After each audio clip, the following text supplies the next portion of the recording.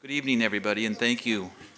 Thank you for being here with us at this regular meeting of the Madera City Council, a special meeting of the Madera City Council as the Groundwater Sustainability Agency, a regular meeting of the Madera Public Financing Authority Board, and a special meeting of the Madera Housing Authority.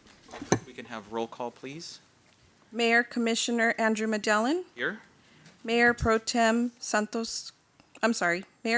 Commissioner Santos Garcia, Here. Councilmember Commissioner Cici Gallegos, Here. Councilmember Chairperson Jose Rodriguez, Here. Councilmember Vice Chairperson Steve Montes, Here. Councilmember Commissioner Derek Robinson, Present. Councilmember Commissioner Donald Hawley. Present. Thank you so much, Alicia. We have a special guest with us here this evening. We always start our meetings with an invocation, and I received a call from Pastor Lance Leeds that we're going to have a last-minute substitution. He's a Madera guy that graduated Madera High School, but spent the last 20 years, I understand, in Oregon ministering, but he's back here in Madera. So if you would stand with me, please, and we can welcome from First Christian Church, Pastor Derek Pearl. After that introduction, please tell me Derek is here. Derek is not with us yet? That being said, I'm going to ask Councilman Donna Hawley to lead us in the invocation. I told Derek not to come. May we all bow our heads. Most Lord, gracious Father, we come to say thank you for a day that we have not seen before. Lord, put your blessings upon our council, our city of Madera, and to all those employees that work for the city. Lord, we just want to give you praises, give you honor, give you glory. As we go forward throughout this year, Lord, and we know this is a new year, new things are happening, let us live safer and healthier in God's joyous moments. Go and pray for our city staff. Give them wisdom on high, Lord, which cometh. In Christ Jesus' name we all say, amen. Amen. Amen. Thank you very much, Mr. Councilman. If you'll join me in the pledge, please. Ready, salute.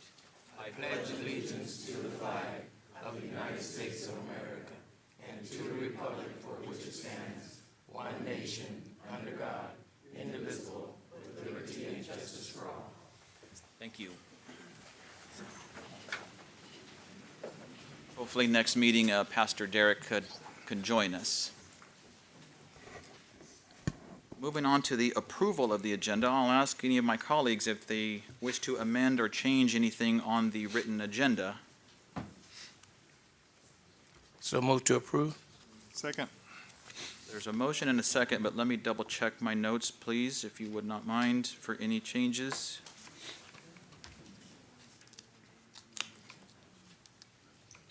I see none. It's been properly moved and seconded to approve the agenda as presented. All those in favor signify by saying aye. Aye. Any opposed? That motion carries unanimously. Thank you. Moving on to public comment. The first 15 minutes of the meeting are reserved for members of the public to address the council or commission on items which are within the subject matter jurisdiction of the council. Speakers shall be limited to 3 minutes, and speakers will be asked but are not required to identify themselves and state the subject of their comments. If the subject is an item on the agenda, the mayor has the option of asking the speaker to hold that comment until the item is called. Comments on items listed as a public hearing on the agenda should be held until the hearing is opened. The council is prohibited by law from taking any action on matters discussed that are not on the agenda, and no adverse conclusion should be drawn if the council or commission does not respond to public comment at this time. I'll ask if there's anyone wishing to speak under this definition of public comment.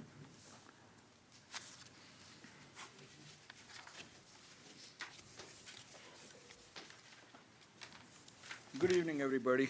Khalid Chaudhry.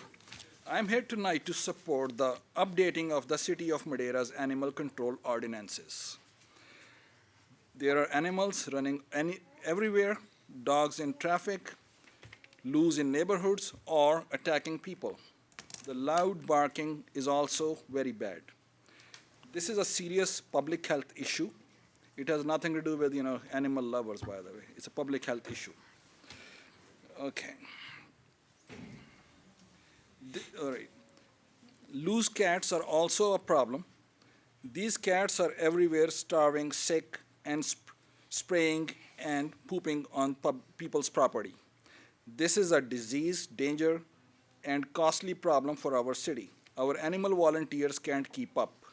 We need people to be responsible for their pets. Please do the right thing, act now, and don't put this off any longer. Thank you very much. You? Anyone else would like to speak under public comment?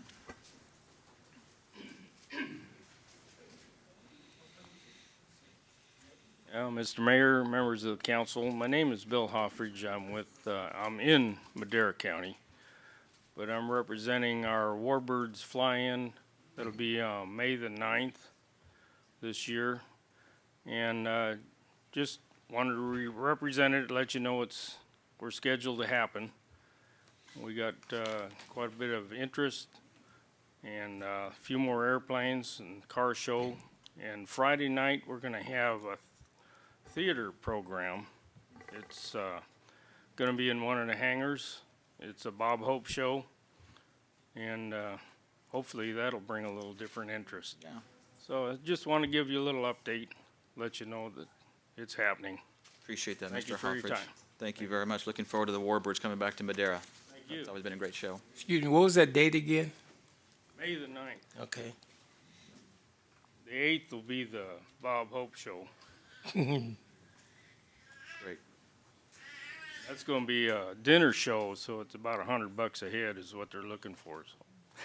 Nice, nice. But it's been done around the country before, so, and had good ratings, so I'm sure it'll be well worth it. we'll see what happens. All Thanks right, again, thank Bill. you. Good to see you. Anyone else wishing to speak, please come forward. Good evening, council members and Mayor Medellin. My name is Ubaldo Garcia. I live at 156 Asilomar Drive. Reason why I'm here today is because as you can remember, I'm in the process of designing and building some apartment projects.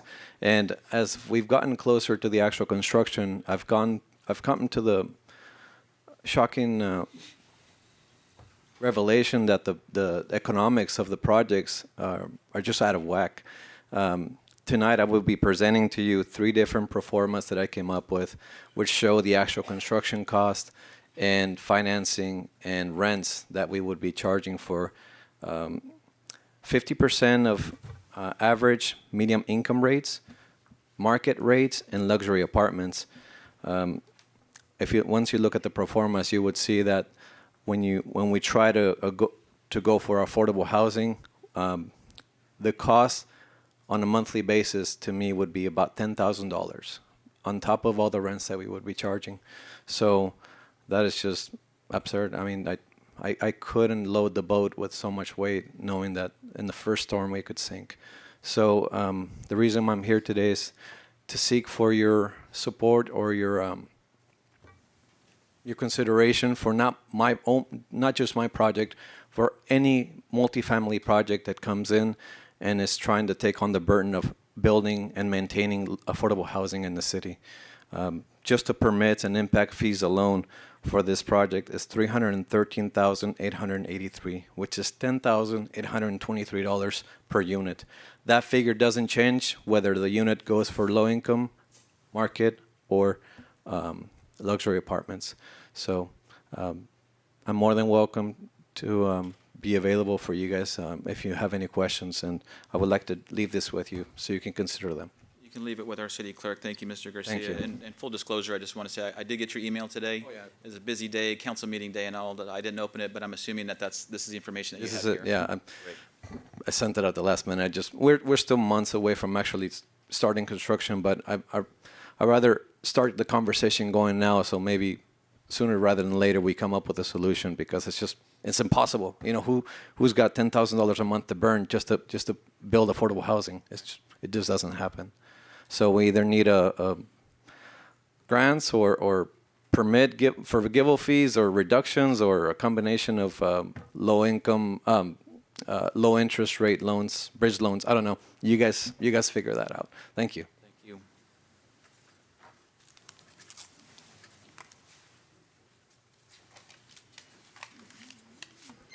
Good evening. My name is Velvet Rhodes. I'm with the Friends of the Madera Animal Shelter. I'm at 201 South Pine here, and I just wanted to stop in tonight and tell you thank you. council members, mayor, and Mr. Rodriguez for putting on the agenda these animal ordinance. I think it couldn't come at a better time. And as we all know, that we're trying to fix everything that has fur, in this city, and to keep the overpopulation down. And so we look forward to working with you guys hand in hand. We're here if you need any information on numbers, that sort of thing.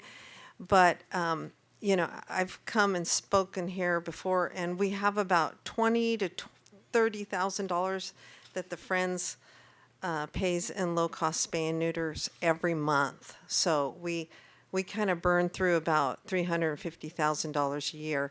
And as we sit, we kind of can only sustain this for about another 1.5 to 2 years. So we have to find other ways to spay and neuter and keep the overpopulation of animals down. Other cities and other counties do it. We can do it. And I know we can do it together. So thank you guys for having this on the agenda. Thank you, Ms. Rhodes, and you're absolutely right. It's going to take a partnership to get things done. Thanks for being here. Anyone else wishing to speak under public comment, please come forward.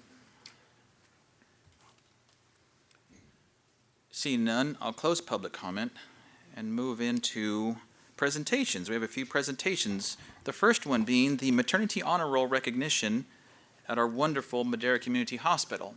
That being said, I will turn the microphone over to Councilwoman Cici Gallegos.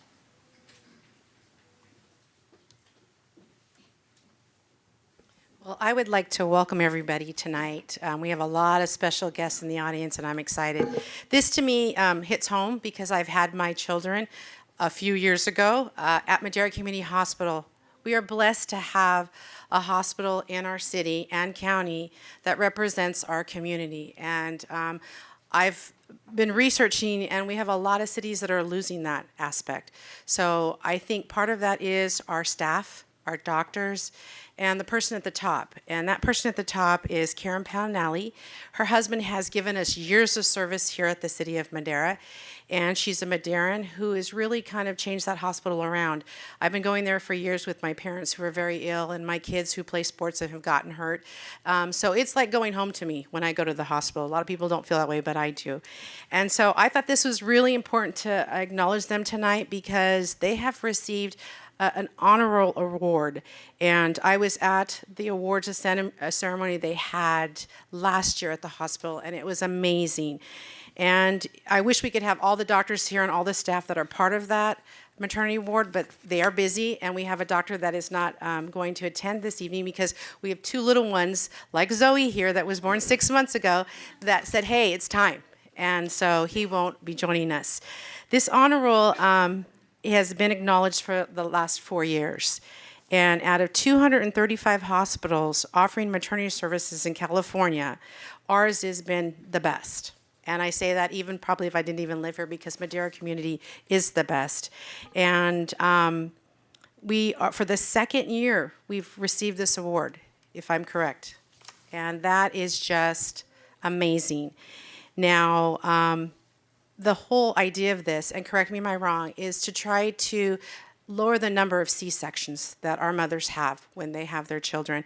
And our maternity ward has done that. And because of that, they have received this award for the second time. So I'm not well versed in this whole area of maternity leave because I've been away from it for 21 years since my last one was born. So I'm going to call up the staff for Madera Community, the CEO, Karen Pownally, and the director, Sherry Brocky, if you'd like to come on up. And come on up, ladies. And we have some certificates. We have some staff here, and we have one of our outstanding maternity doctors in the house. Oh, 2. We have another one here. All right. How exciting. So I'm going to turn it over to the experts here to give you some more knowledge on why they received this award and how it's so amazing and that we're blessed to have them here tonight. So I'm going to turn it over to Karen, our CEO of Madera Community Hospital. Hi, good evening. Yes, we're very proud of our maternity team and our physicians at Madera Community Hospital. They work tirelessly every single day to make sure that we're providing the best quality and safe care that we can provide for this community. And so it takes a team to perform what we do every day. And our maternity department, they've received not just this award, but many awards over the past 10 years. And so we're very proud of our team. At this time, I'd like our doctors to come up. Again, as Cece said, one of our doctors, Dr. Oju, who is a big part of our maternity team, is not here tonight. He's delivering a couple of babies. But we do have two of our other doctors that are here, Dr. Meyer, and if Dr. Meyer wants to come up, and Dr. Ng. Right.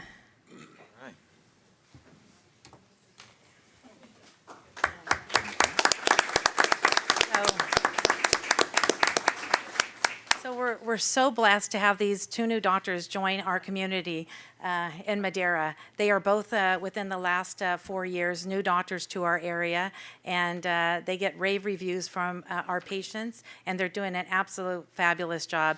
Thank you, Dr. Ng. Thank you, Dr. Meyer. We really appreciate all the work that you do, and I know our mothers and our babies and our families appreciate it as well. Can I say something really quick? Because I love numbers. Hi, I'm Sherry Bakke. I'm the Director of Business Development for the hospital. So to put this in perspective, like why is this such a big deal in Madera? The state has a goal of all maternity hospitals to not do more than 23.9% C-sections, okay? Madera Community Hospital is 40% less than the state's goal. Awesome. But it's not, the hospital receives the award, right? But it's not about our hospital. It's about the great doctors that serve our community, that teach our pregnant moms how important it is to get prenatal care.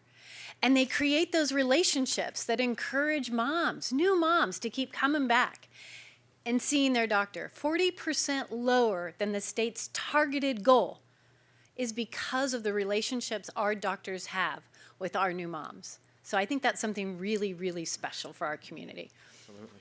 Absolutely. So with that, I would like to thank both doctors here and the other staff that's not here for choosing Madera, just like we're going to tell some of our new city family that we're bringing in today. And so with that, we've hired a new city manager, Arnaldo Rodriguez, that is doing wonders for our city, and it starts at the top and trickles down, and that's where we see the best of the best. So with that, we have the CEO, Karen Palinelli, who has demonstrated with her staff and the doctors excellence in surpassing the statewide target aimed at reducing the births and the C-sections. Madera Community Hospital and its team of doctors have been recognized by the 2019 Maternity Honor Roll for their 2 consecutive years. So on behalf of the Madera City Council and our mayor, we'd like to thank you, Chief Executive Officer Karen Palinelli.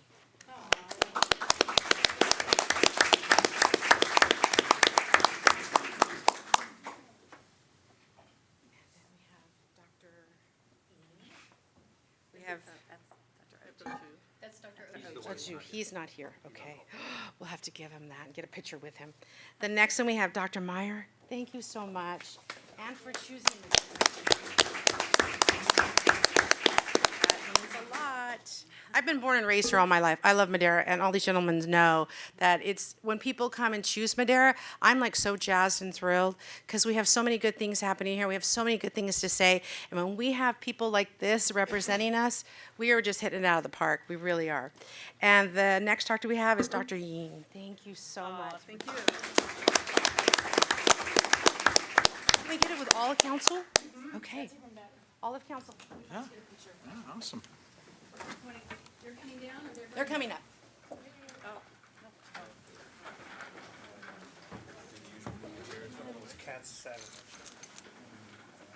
Yeah, there's not a big group. Thank you. Awesome. Dr. Ng. Thank you very much for being here, Doctor. Put you guys in the middle. Thank you very much. Sherry, somebody can take pictures. You need to come up here too. We'll send you some pictures. Dr. Myers. You the star. Sherry should be in the picture. Sherry, you should be in the picture too. Sherry, you should be in the picture. Yes, I believe so. Yes. Yeah. Put this down right. I guess I can hold it.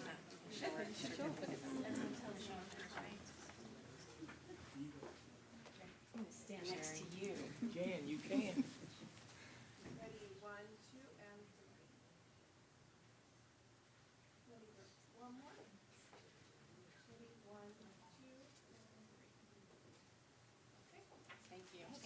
Thank you. Thank you. You're welcome. Thanks for coming. I know you're busy. Thank you so much. Special busy. Yes, thank you. Karen, I know you want to go. I'm so excited. It's hard to talk because I love the Switcheroo, huh? Thank you so much. You switched it. Feels different. Is that mine? Feels good. CC, I'll take Dr. Ojo's. I wanted to ask a question. Ask before they leave. Go ahead. What was her name? Karen. Oh, Sherry Baki? Excuse me. Sherry? Can I ask you a quick question, and I'll ask you to please come to the podium. You brought up some really interesting numbers there, and I hope I can ask you this, but yes.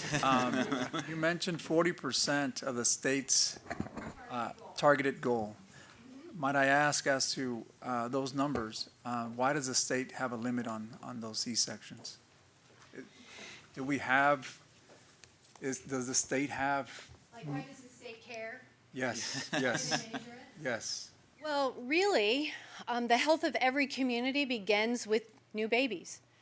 And the healthier our children are, the healthier our community is, which then trickles into the better education we can provide. So the state says that reasonably expected, and the doctors can probably answer better than I can, that you will have to have some C-sections based on the health and safety of the mother. So there's a reasonable expectation for C-sections. What they're trying to avoid is planned C-sections, right? Because planned C-sections can often mean that babies are born prior to full term. And so it all trickles back to how can we create healthier environments? And one of the ways we do that is by making sure we have healthy babies. And one of the ways we make sure we have healthy babies is to make sure that our babies go full term. And we don't plan for their delivery. We let them come when they're ready. Does that make sense? Yes. Doctors, is there something else Yes. I should add or say? Some of the state's goal is based on the ACOG guidelines, the American College of Obstetrics and Gynecology, which is sort of the OBGYN guidance for worldwide practice, what the standards are, what you should do. And ACOG sets, Can we ask you to please come out? Thank you. Sorry. Only because this way our Loud viewers, enough, yes, but- thank you.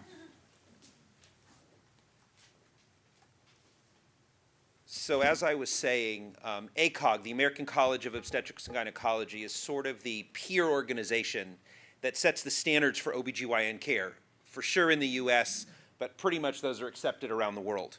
And they set a 30% or less rate, but that's all inclusive, and that recognizes that different states, different cities may have different goals or standards, and California is a little lower. And so, but some of the goal is, and what these numbers really represent is your single term head down baby. How successful are we at helping those moms deliver vaginally, whether it's different techniques of obstetrics or prenatal care to avoid them too early or too late, or if we control diabetes, then the babies are not as big. So it's a reflection of how well we can manage those normal single head down babies. Obviously, this doesn't take into account repeat C-sections for a hospital like ours that can't do vaginal birth after cesarean, which a lot of the smaller hospitals don't do from either a liability or a resource perspective. But from a standpoint of us managing these normal single term head down, that's what this is looking at. And one of the biggest resources we have in Madera is the Sweet Success Clinic, the gestational diabetes clinic through the hospital, where we have a unified team of nurses and physicians who can really manage it, and then they come to us for prenatal care, they come to the hospital for their testing, and if the baby's getting too big, we can intervene. And so, as Sherry said, it really is a marker for managing the prenatal care to accomplish the successful vaginal delivery. And sometimes we do have to induce. But if we have a medical reason, or we get them to 39 weeks, you know, the goal is getting them to 39. And so I think this is just a marker for how well we as a community manage all complications around. And so that's where the key is the prenatal care, and managing all the complications is what leads to these better outcomes. Well, thank you. And I know that when people are induced, I know that's for medical reasons. So I really do appreciate the fact that those numbers have come down and the numbers that you mentioned earlier, Sherry. So thank you all. And again, congratulations. Thank you for the recognition. Yes, Our yes. doctors do good work. Absolutely, absolutely. Madera Community Hospital is a gem. We're very lucky to have the hospital that we do here in the city of Madera. And the more we know and the more our community knows, the healthier our community. And with that, we have two members of this council that serve on the Community Action Partnership Board, CAPMC as it's affectionately known. And they had requested this evening that we have a presentation done by Ms. Tina Rodriguez. Again, I think she's going to give us some information that we can share in our community. The more we know, the better community we have. And so with that, from the Victim Services Department, please welcome Tina Rodriguez. Good evening, council members.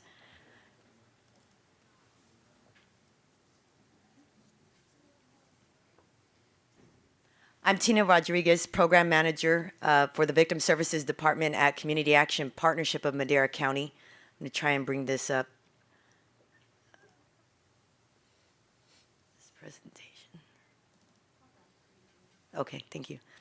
And I want to thank Councilman Rodriguez for inviting me out here to do the presentation today.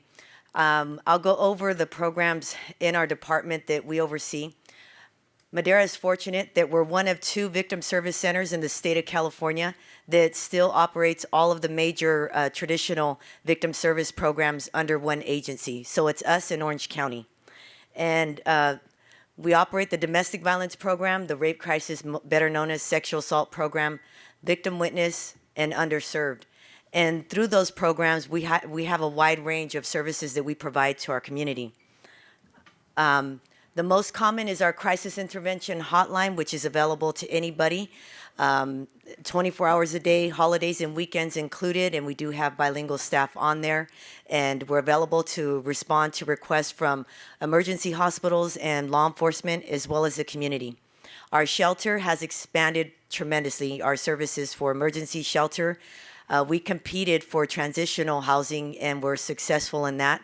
So we have, after the emergency 6-month max shelter stay, we're able to provide an additional 2 years for survivors to overcome their tragedy, heal from crisis, and have an opportunity to become independent and live safe. Restraining orders, safety plans, counseling, and courtroom accompaniment are our most demanded services. We do notify all crime victims of their rights as victims. We provide compensation claims, assistance with U visa and VAWA self petitions. And most recently, that I'm most proud of in the department, is our prevention and education, which allows us to go out into the community and into the schools and provide information on how to prevent victimization. So we're fortunate enough to work with students now and to be able to engage them on learning everything from healthy relationships on internet crimes that could also be at risk for them, and how to identify red flags. So we've been very effective in that. February is Teen Dating Violence Awareness Month, and we're excited to have a lot of students that'll be doing a bunch of activities with us this month. We are funded by the California Office of Emergency Services, so we are able to provide services to anybody that's a crime victim. So sometimes, because we do crisis and trauma, we'll get random people from the community, and it might be, for example, an accident, for example, a vehicle accident. And they'll come to us and say, you know, well, you helped so many people in the community, but you didn't help us. Our funding dictates who we serve, and it's very specific to crime victims. It could be adults, children, elders, families, or professionals. I mentioned to you that in February we have a series of events that we'll be doing, but also right around the corner that I'm hoping that you'll participate in and attend is our Victims' Rights Awareness Day, which will be April 17th. And I'll make sure that I send over electronically all the information and the specifics on location and where that'll be at. Walk a Mile, it'll be April 24th. Denim Day will be April 29th. And Soup Bowl is reserved for Domestic Violence Awareness Month, and that'll be in October. So that's pretty much all the ways that you could support us by coming out and attending one of our events. In addition to that, I think that I could say that fortunately we're pretty financially healthy. We've got a lot of support from our funder and other sources as well. So we want our services to be utilized. If you know someone that needs some assistance, please feel free. Monday through Friday, we're at on Yosemite Avenue. We also have an office in Oakhurst and in Chowchilla as well. And anybody, like I said, can utilize our crisis hotline. Thank you so much, Ms. Rodriguez. And, you know, we have hundreds of thousands of people that watch our council meetings. Well, maybe not quite that many, but we have quite a few. But could you give us a hotline number and also maybe an email address if people want to contact you as well? Absolutely. So our hotline is 1-800-355-8989. And our email, well, the email address for me would be trodriguez@maderacap.org. Perfect. Fantastic. Again, the more we know and the more our community knows, the better. This is some great information. And those events that you hold all year long are greatly attended. And I know a lot of people want to support your efforts. So thank you very much for being here. You're welcome. I appreciate it. Thank you. Any questions from council? Great, Tina. I Yes. did just want to make a comment again, Tina. Thank you for coming out. We had the wonderful opportunity, Councilmember Garcia and I, to listen to you at one of our service clubs.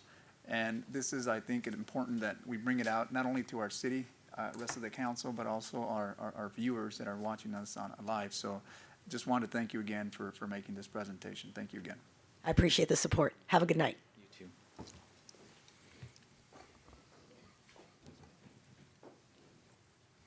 Back in December, we had discussed the 2010 Water Bond Project Fund, and so this evening we have Ms. Vicki Crow, who is going to expand on that. It's an informational report regarding the $3.1 million remaining in the 2010 Water Bond Project Fund.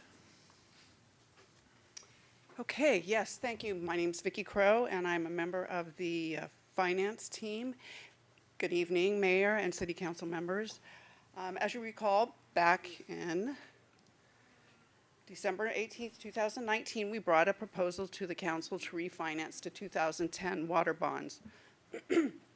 Action was taken at that time to issue water revenue refunding bonds, Series 2019, in the amount of $9,016,903. While calculating and reviewing the remaining funds that were in the 2019 water bonds in preparation of the final numbers for the 2019 refunding bonds, we identified, the financial advisor identified over $3 million remaining in the project account. Now, typically in a financing, the trustee establishes several funds on behalf of the city, one of which is a reserve fund, an interest account, and a project account, which is your operating account. The reserve fund holds reserve monies until the end and the final bond payment is paid.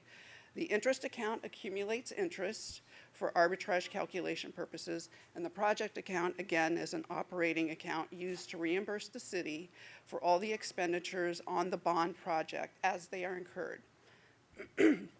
So the financial advisor identified this $3+ million on the day of the council meeting. So we were not prepared to make a final recommendation on how to use those funds. We did discuss it, and let's see. We did discuss the potential uses for those funds, including applying to a future bond payment, which would be March 1st, 2020 for the 2019 bonds, applying to a current applying to the refinancing, which would have reduced the debt for the 2019 bond, or funding current water projects. Well, based on the timing of identifying those remaining funds in the project account, we really needed to do further research. So the City Council decided to recommend that the funds be applied in the most appropriate way, in a legal manner, and in a way to save the city the most money.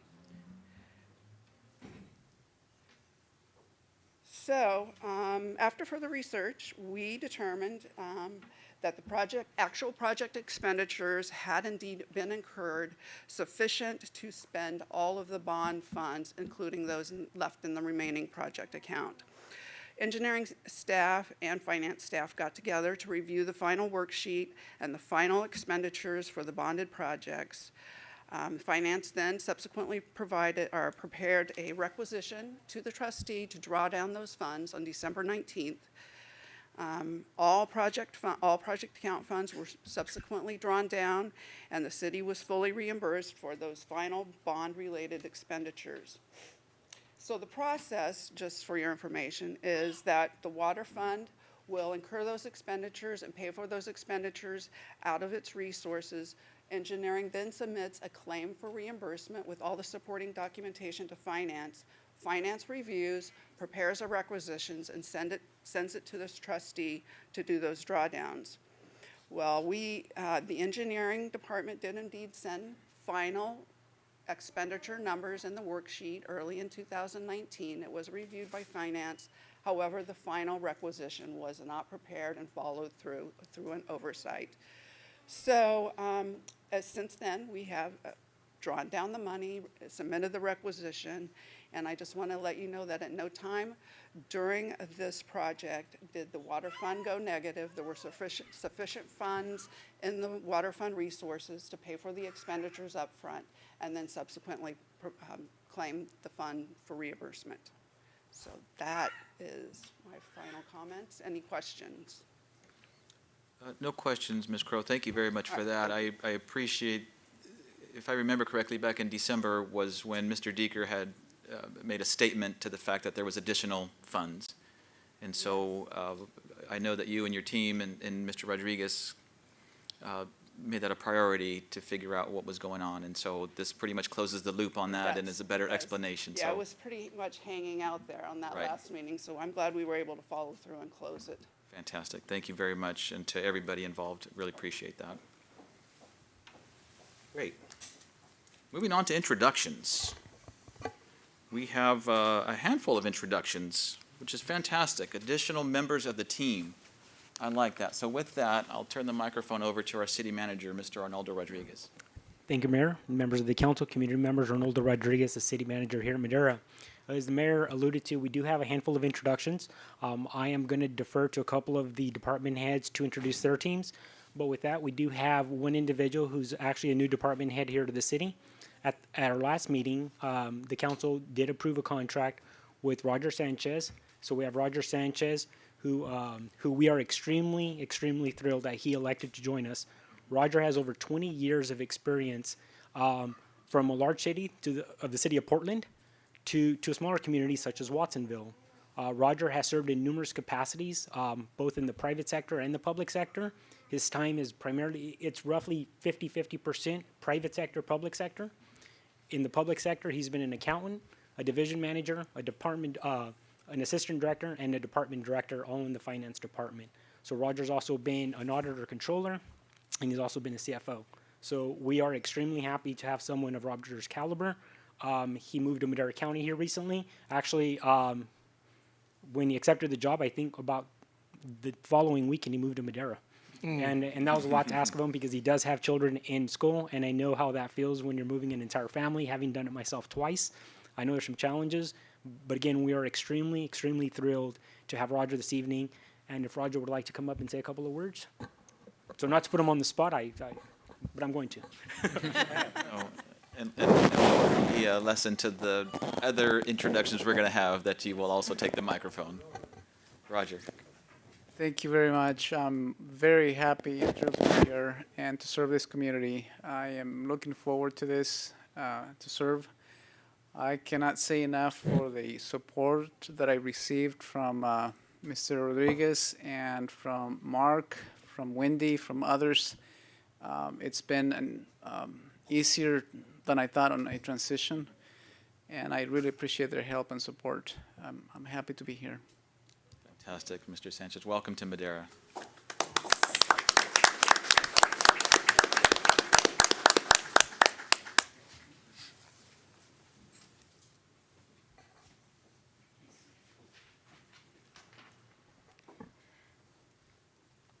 Good evening, Mr. Mayor, council members, and members of the public. My name is Yvette Iraeta. I'm the city's grants administrator.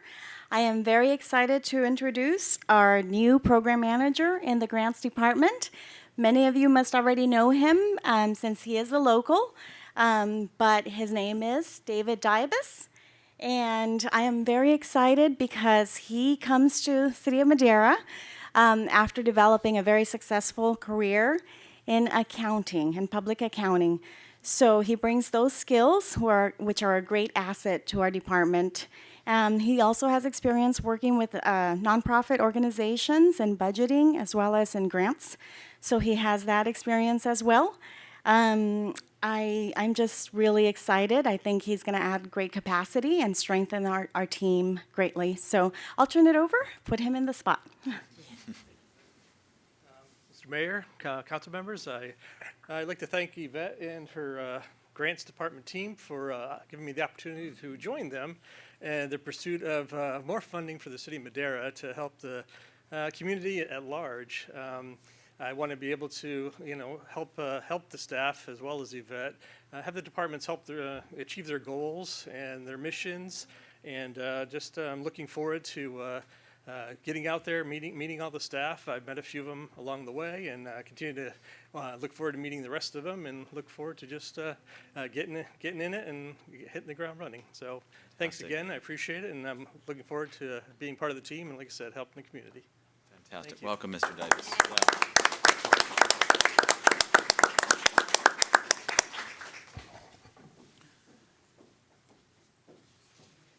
We'll ask our Chief of Police, Chief Lawson, to come up.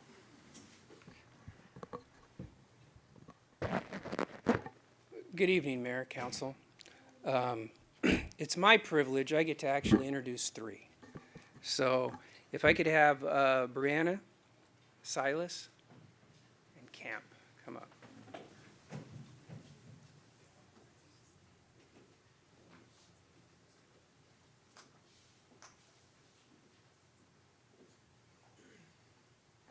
So this is a great privilege for myself, the police department, and the city.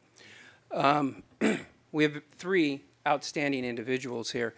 And as you know, like I had said earlier, to be able to sit here and wear this uniform is not a small feat. We only hire the best. And as I go through and introduce them, you will see that, again, we uphold that standard that they are the best. And I'll start with Silas. Graduated from Livingston High School, joined the Marine Corps, served 7 years, guarded our embassies, was in Afghanistan, did an outstanding job, got the bug for law enforcement, went through our Citizens Academy, and put in for dispatcher. And I don't know if you're familiar with this, but that dispatcher test is one of the hardest tests that there is to take and pass, and both of our candidates did it on the first time around. So I was very pleased that that occurred. He's in the training phase right now, and he's knocking it out of the park. We're very, very pleased to have him and welcome him to our family. So I'd like you to come up, and I know you have some family members in the audience, and introduce them and introduce yourself to the council, buddy. Come on. Good evening, everyone. With me today, I have my mother, Martha Varela. She's a Madera native, grew up here, and my girlfriend, Katie, is here as well. Happy to be here, happy to be a new part of the team here at Madera Police Department. My military service had me traveling a lot, and one thing I wanted to do was settle down and really make a home somewhere, and Madera is a great community to do that. And thank you. Fantastic. Excuse me. You introduced them, but we don't know which ones they are. There's a whole bunch of women out there. That's fine. Yeah, so we can see who, there we go. That's my mother, Martha Varela, and my girlfriend there next to her. Oh, welcome, yeah. Awesome, congratulations. The next we have Brianna, excuse me. So she grew up in Northern California, quite the little 4-H'er in ag, show horses, and I found out earlier today she showed pigs. We'll leave it there. So that was a perfect fit for us, right? Yes. Yes. She worked for CDF. We didn't hold that against her. And the U.S. Department of Forestry, yeah, U.S. Department of Forestry, and she did dispatching for them. And like I said, she took the dispatcher test and just knocked it out of the park, which is amazing. She attended Reedley College and then went on to Fresno State and earned her degree at Fresno State with a 4.0. So, yeah, very, very smart. Her and the lieutenant were comparing grades, and he had to just be quiet and walk away. So she's killing it right now and knocking it out of the park. And the one thing that's really important that I think some people forget is dispatching is one of the most important jobs there is. They are the lifeline to our officers out on the street. They're the lifeline to our citizens in the community. And the stress and pressure that they are under 12 hours a day answering those phones and multitasking, it's just really, really hard. And these two have just been killing it, and so I really want to welcome them.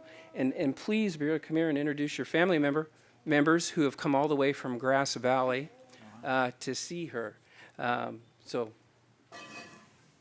Thank you for having me here tonight. I have my father, Mike, my mother, Astrid, and then my younger brother, Garrett, here tonight.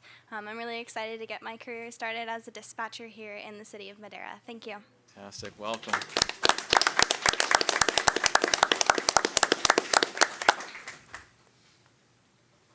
All right. Last but not least, Officer Camp. Where do I start with this guy? So I ask each of them, the lieutenants ask him to do just a brief bio summarizing just a few tidbits so we're not here all night. And Camp, Officer Camp being the individual that he is, submitted 4 pages. And then he asks at the end, is this too much? No, absolutely not. Absolutely not.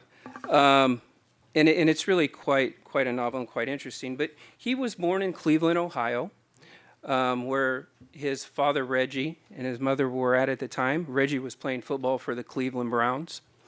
As you see, big guy, right? Reggie got smart, moved his family to California, and went on to play for the greatest football team that there is in the history of the NFL, and that's the Oakland Raiders. Las Vegas Raiders? All right. Las Vegas Raiders. I added that. Yeah, I know. I got to get it in when I get it in. Get it in, Chief. Don't let him. Thank you. It in. Tell the story. Both his parents are here, and he'll introduce them later. So, Officer Camp attended Fresno State for 4 years, earned his degree there, played fullback for him for 4 years. And I know that the council is going to tell me that, Chief, you didn't learn your lesson from the last Fresno State football player that we hired, who's now a commander. But I promise you Camp is going to be better. So he graduated there, went to work for the Tulare County Probation Department, worked in juvenile hall, carried a caseload in probation. And we sent Sergeant Gonzalez out on a recruiting trip, and he ran into Officer Camp by chance, and they struck up a conversation about Madera. And from that conversation, Officer Camp says, you know what, I'm going to look into him. That's a place I want to go. And the rest is history. He attended the police academy, graduated with honors. Councilman Robinson was there. It was an outstanding job, and I'm so proud and happy, again, that we've upheld the quality and standards of the individuals that we have. And we've added 3 great additions. And Officer Camp has almost completed his training. He starts phase 3 here, and he'll be, knock on wood, solo beat officer here pretty soon. So with that, come on up and introduce your family. Oh, I'm sorry, real quick. So not only was he attending the police academy, and that was stress enough, but during that time, he also gave birth. He didn't. I'm jumping ahead. I'm jumping ahead to my next presentation on spay and neutering. Okay.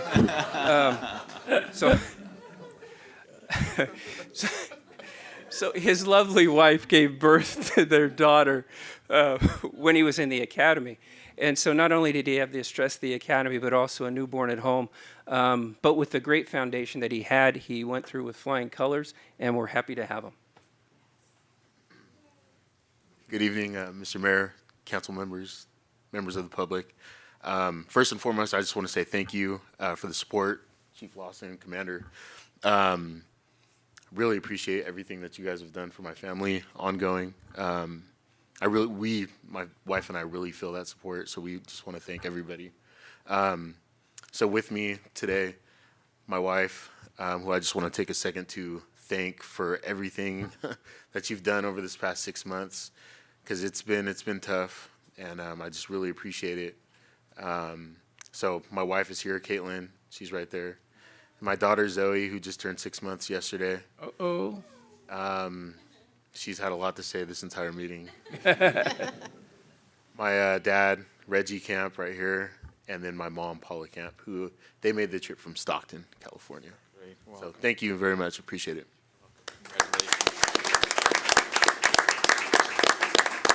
Thank you, and I'd like to welcome our 3 new members to our family.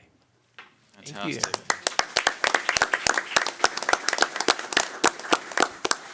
If I may, Chief, and my apologies for not being able to be there at 5 o'clock when you did a ceremony. I want to welcome you to the team, and as was mentioned before this evening, we are a team. We're a family here at the City of Madera. So whether you're in finance or the police department, and regardless of what position you hold, we are a family and we're a team.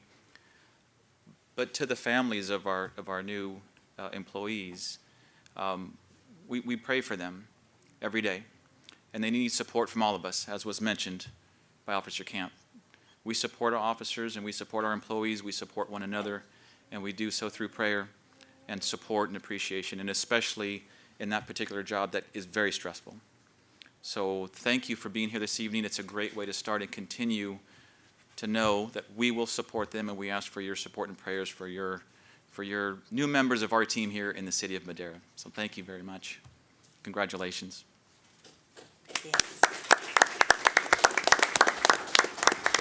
One last thing, we don't have enough fullbacks in NFL anymore. Do we? No, we don't. No. 7-footers are shooting threes in the NBA, and we don't have enough fullbacks in the NFL. That's all I'm saying. That's all I'm saying. He's already a Raider fan. What you trying to do? Well, tonight's his night, so I'm not going to hold that against him. But tomorrow we're going to have a talk. Fantastic.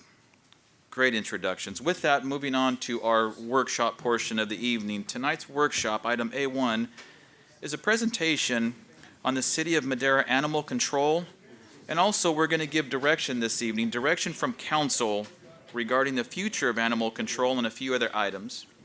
So with that, Madera PD's #1 Raider fan and your chief of police, Chief Dino Lawson. We also have with us Lieutenant Foss. Yes, we do. So good evening, Mayor, Council. First, I do want to start off by please sit back, relax. It will be the quickest 4 hours that you will experience tonight. No. So I would like to start off by thanking some people here. As we embark on this, and we do this presentation, we're gonna show you some facts, what's going on. We're gonna offer some options, and we're gonna ask for some direction on this. And you're killing me. And we'll need some guidance. And they posted this again too soon, but I'll get there. So I would like to acknowledge some individuals that have been working on this issue and actually have kept this at a controlled level for quite some time. And that is the animal control officers of the City of Madera and the County of Madera, Friends of Madera Animal Shelter, Kirsten Gross out at the animal shelter. I would like to give them acknowledgement for their hard work. Now, with that said, we're going to present to you some facts, some information, and it's not all going to be great. And we're going to ask for some directions and some points here. And with that, as I go through, We're going to have Lieutenant Foss deliver this because animal control is under his division. And I always leave it to the expert. And one of the things I was going to have him pop this up now, but as you can see here in the corner, there is not a bigger animal lover at the Madera Police Department than Lieutenant Foss. If you notice, those are his dogs that are dressed up and that he's pushing in a stroller. Okay? The guy is a huge heart. So what he's going to present to you, it's going to be with a lot of passion, and it's going to come from that place of being a great animal lover. So with that, Lieutenant Foss. Was the fire hydrant just a coincidence, Lieutenant? It was just a coincidence. Okay. Okay, Mayor, members of council, I was forced to put this on there. Councilmember Garcia, I saw you shaking your head looking at it, so don't judge me too harshly by this. Is that 3 dogs? It's two. Two. One's just kind of fat. But my wife took this, and she thought it would be hilarious to send it to the police department, and it was not. Didn't go over great. Anyway, before I jump into this completely, I did want to say just a couple comments on animals and where I think we're coming from and the foundation of where we need to be coming from for animal control. There was a quote, and I'm not going to say who said it because there's some debate who said it, but it went along the lines of a society is measured best on how they treat their animals and how they treat what is weakest in its society. Although I don't know if that's the best measure, I do think that we should be judged on how we treat our animals. We do have some duty and responsibility for the animals in this community. They didn't get here by themselves. These aren't wild animals. These are domesticated animals that have been brought into our society. And we have to make sure we're doing a duty for them as well as we are for our own community to make sure we don't have a blight. When you have too many animals, it does cause a lot of problems. So I'll jump right in. I have a lot of slides. I'm talking a little fast right now because I'm going to try to get through them quickly without boring you guys to death. But at the end, if I can help you in any way or answer any questions, please don't hesitate to ask. Okay, so currently for animal control, we have two full-time positions. One of those positions is currently vacant. We are actively recruiting, and we do have somebody that's in background currently for it. I can't say at this time if they're going to pass or not. They are in the fairly early stages, but we're actively recruiting, trying to fill that position, and then we'll have the two full-time positions for animal control again. Animal control, what do they respond to? They respond to stray animals, injured animals, deceased animals, vicious animals, cruelty to animals, dog bites, and animal complaints in general. And these are kind of listed, for the most part, in the order that we receive them. So well over half the animal complaint calls that we do receive are stray animal calls.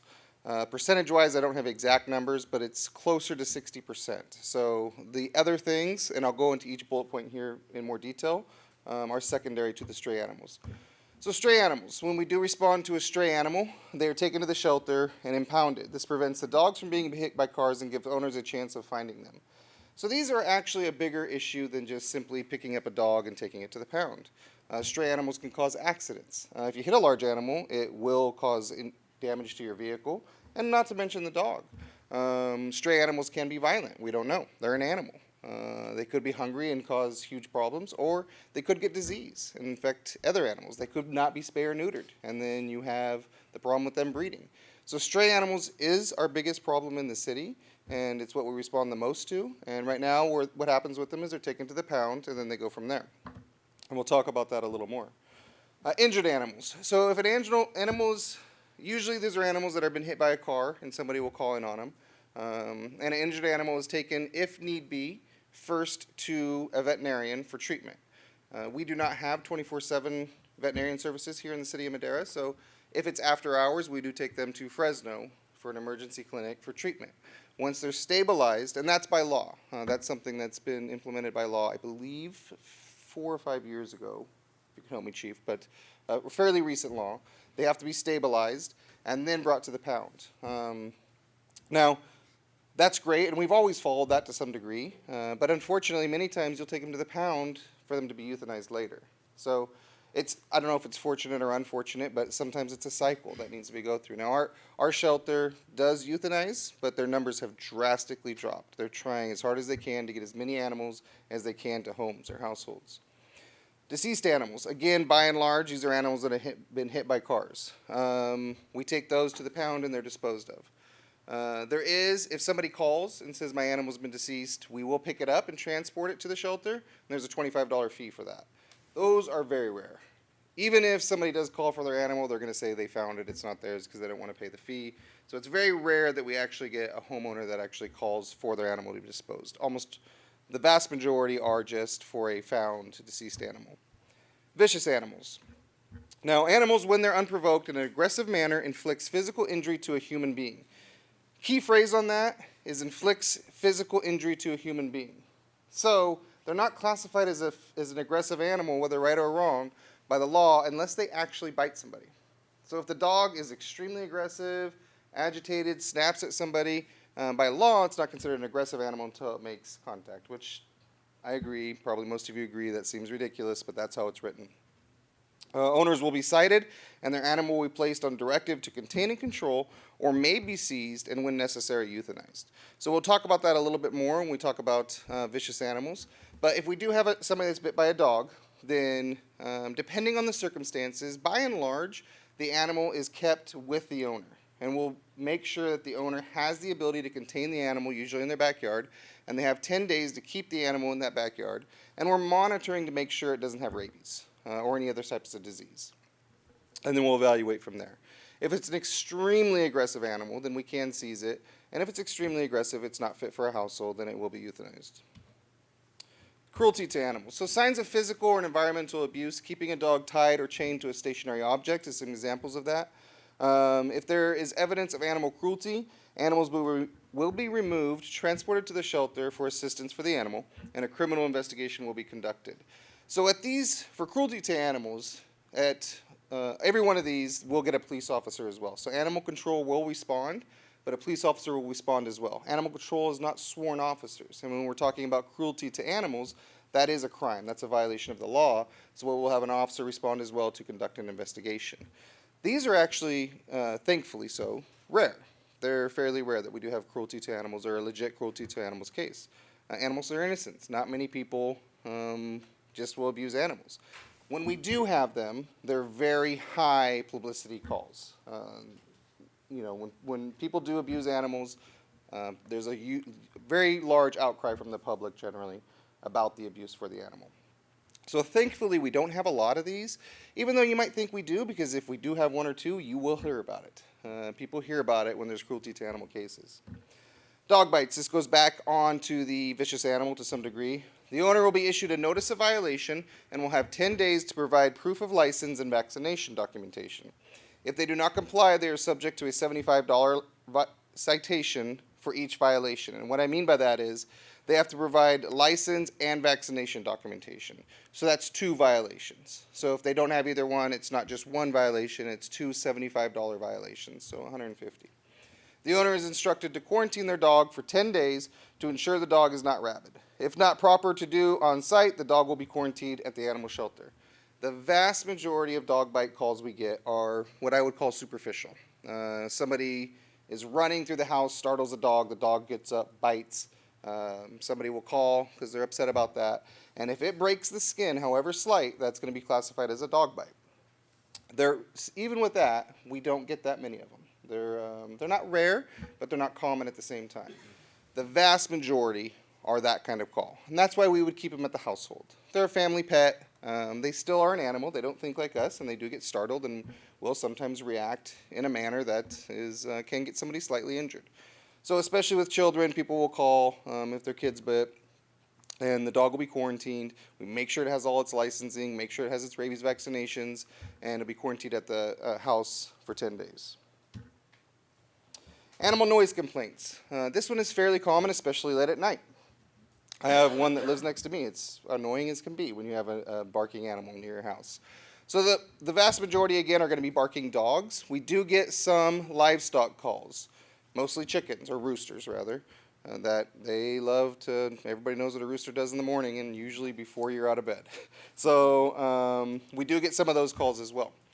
When we initiate, so animal control will respond to those, and when in the initial contact, we will give the dog owner or the animal owner that has the animal that's being too loud, we'll give them a verbal warning and tell them, hey, you're getting complaints from your neighbors, correct your issue. And we'll give them some options of what they can do. We'll explain some options that they can do. They can order some products. that for dogs can restrict their barking or help them to train them to not bark in the backyard, talk about having them inside. So we'll talk to the owner initially about, hey, listen, you're bugging your neighbors. Here's some options we can do. Then we also ask the reporting party to provide audio and video footage of evidence. Now, sometimes that's a lot for a fairly minor violation, but we're dealing with something different than criminal. So these aren't police officers responding. They're not sworn officers. So they're dealing with a civil violation or sometimes an ordinance violation. So because of that, the measure of evidence is going to be higher. They're going to have to collect more evidence against it. And if we respond and there's no dog barking, then we need some type of evidence for that. If the dog barking consists, they will be issued a notice of violation. After the notice of violation, if the owner allows their dogs to continue barking, they will be given a citation. So I know there's a lot of things there, so let me just break it down like this. When they first come, they're going to say, hey, your dog's barking too much, please stop. Verbal warning, right? Notice of violation. So if we come back and we have some proof of that, we're going to say, hey, listen, we told you your dog's barking too much. Here is a written, documented notice of violation saying that now we're just documenting a verbal warning for the most part. There's still no fine attached to this. We're just documenting that you've been given a chance, you're not given any more chances. And then your last one is a notice of violation. Or I'm sorry, after the notice of violation is a citation. You'll be given a citation. So it's a three-step approach. And you'll see that kind of repeated through the next couple of slides, the three-step approach. Licensing and license tags. License information is stored on the Madera Police Department computer system. The owner of any dog living in the city shall obtain a license within 30 days after residency is established. It provides quicker identification, and then licensed animals, they do get to stay at the shelter for 30 days as opposed to 10 days. And what I mean by that is the animal or the shelter owns the animal if it's unlicensed after 10 days. So they can do with it, I don't want to say as they please, but as necessary with that animal after 10 days. So they might send it to another shelter, they might foster it out, or they might even euthanize it if they deem fit. If the animal is licensed, they will immediately try to find the owner, but it also gets kept at the shelter for 30 days. Licensing enforcement. A notice of violation, which again is your written documented notice, will be issued to the owner, and they will have 10 days from the date of the violation to correct the violations. Okay? Failure to comply within 10 days period will result in a $75 citation, and they get a $75 fine for each of these three listed incidences. So if they have license required, license tags, and vaccination, that's 3 separate violations, so a total of $225 per dog if none of the above standards are met. Usually if they meet one, they meet them all. Usually if they don't meet one, they don't meet any of them. Okay, rabies vaccination.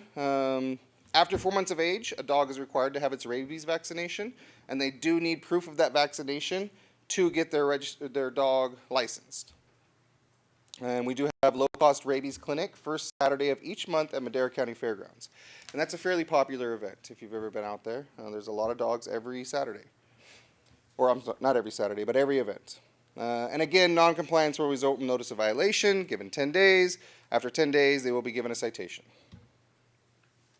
Okay, here's some numbers. Raw numbers like this can be construed in so many different ways, so I'm hesitant to show them, but I'm going to go over them briefly, and hopefully you can kind of understand where I'm coming from on this. This is almost a 10-year period, and it's some numbers provided from the shelter itself. So if you just look at the raw data without much background information on this, it looks like we're doing an excellent job, right? So in 2010, we were impounding almost 8,000 animals. In 2019, we're impounding just over 5,000 animals, well, 5,200 almost. Our live releases in 2010 went from only 2,500 to, in 2019, 4,100. Those are great numbers, and those for live releases are great. And also our euthanized animals has drastically dropped. And besides this last year where we did have a slight spike, they've dropped every year.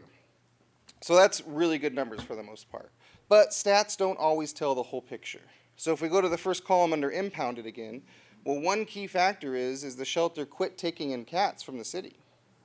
So when they quit taking cats, these again are numbers from the shelter, not how many stray animals we have.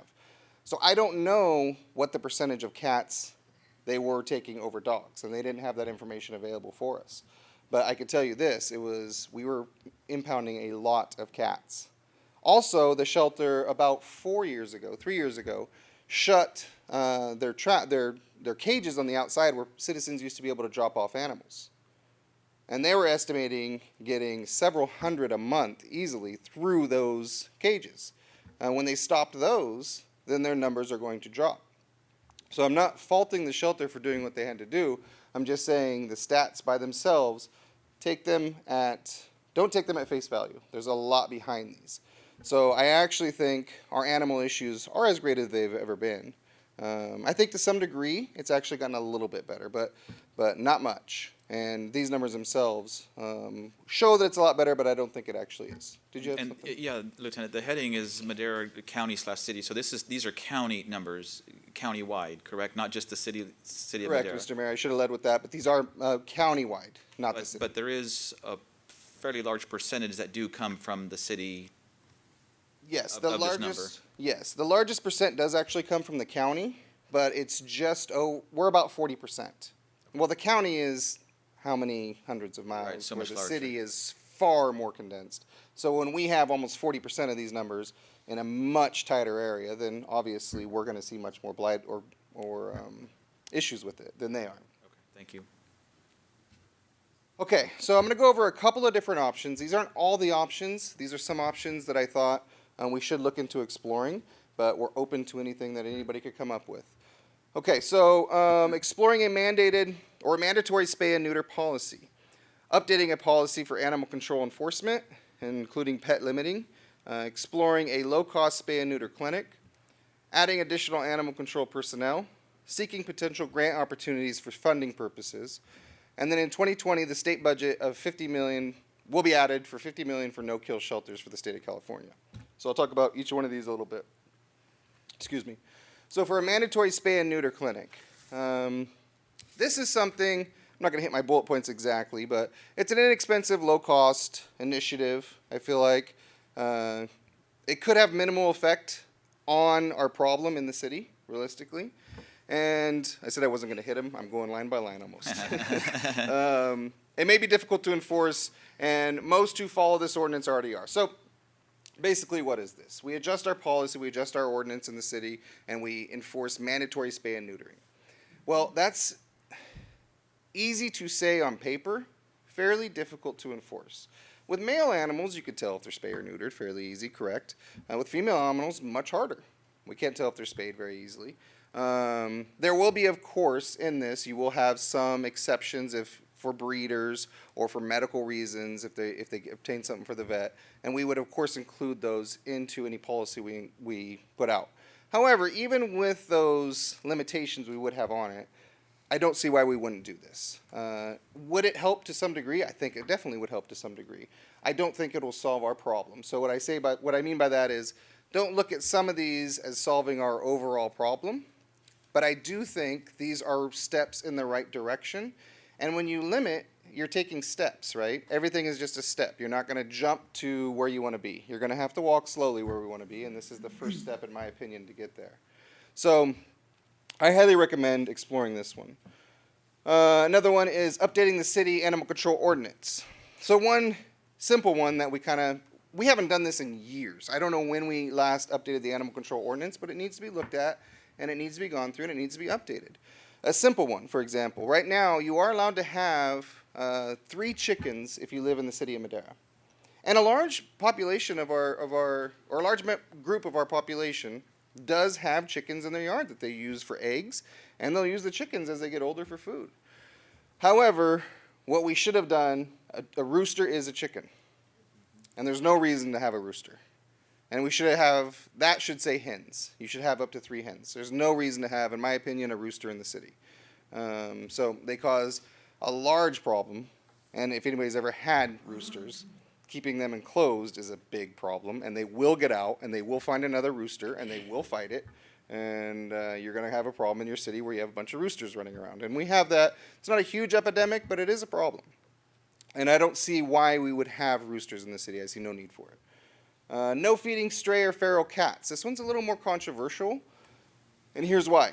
I do think we should put that into our policy, okay, into our city ordinance. The thought behind it is feral cats especially, they breed very rapidly. Catching them is very difficult. If you're feeding them, then they're just going to breed that much faster. However, say we put this into our ordinance and we say make this a fine. Am I going to cite somebody's grandma who's just trying to take care of a family of feral cats? Probably not. However, we do have discretion on these, okay? And I think this does give us a tool that we can, in some degrees, say, hey, no feeding the cats, or you're going to be fined. And that's one of those very difficult ones, but I think it's one of those difficult decisions that we're going to have to make. Our feral cat population is increasing. It's increasing rapidly, and we need to educate the public that, hey, I know we all have a kind heart and we want to help these animals, but it's actually making it worse. If you help one, if you help one and it breeds, and they have 10 more, you've just put 10 more animals into misery. Didn't help one. You just caused pain for 10 more. And then pet limitation. That's a number we'd have to explore, but I think about 6 animals in a household is, if you live in the city, is more than sufficient. We can, plus or minus 2, and it's the council's discretion, of course, as we go forward. And there would be some exceptions, like we asked, like if you have a snake, does that count as a pet? Probably not. If you have fish, is that going to count as a pet? Of course not. So there would be, how we would write this verbiage, we can't explore, but I think along the lines of dogs and cats. Low-cost spay and neuter clinic. I know we've had a lot of discussion around this, and this is something that the city of Madera could greatly benefit from. But like anything, or like most things that we could greatly benefit from, we have to locate a funding source. It's going to be very expensive for a spay and neuter clinic. The numbers right now, I was not able to get for you guys for today. And that would be a much longer planning stage to see how much we would need for a spay and neuter clinic. I did, however, do some research onto it and called Fresno area to see for a lot of the low-cost spay and neuter clinics and how they're doing it. One of the major questions I had is, are vets donating their services?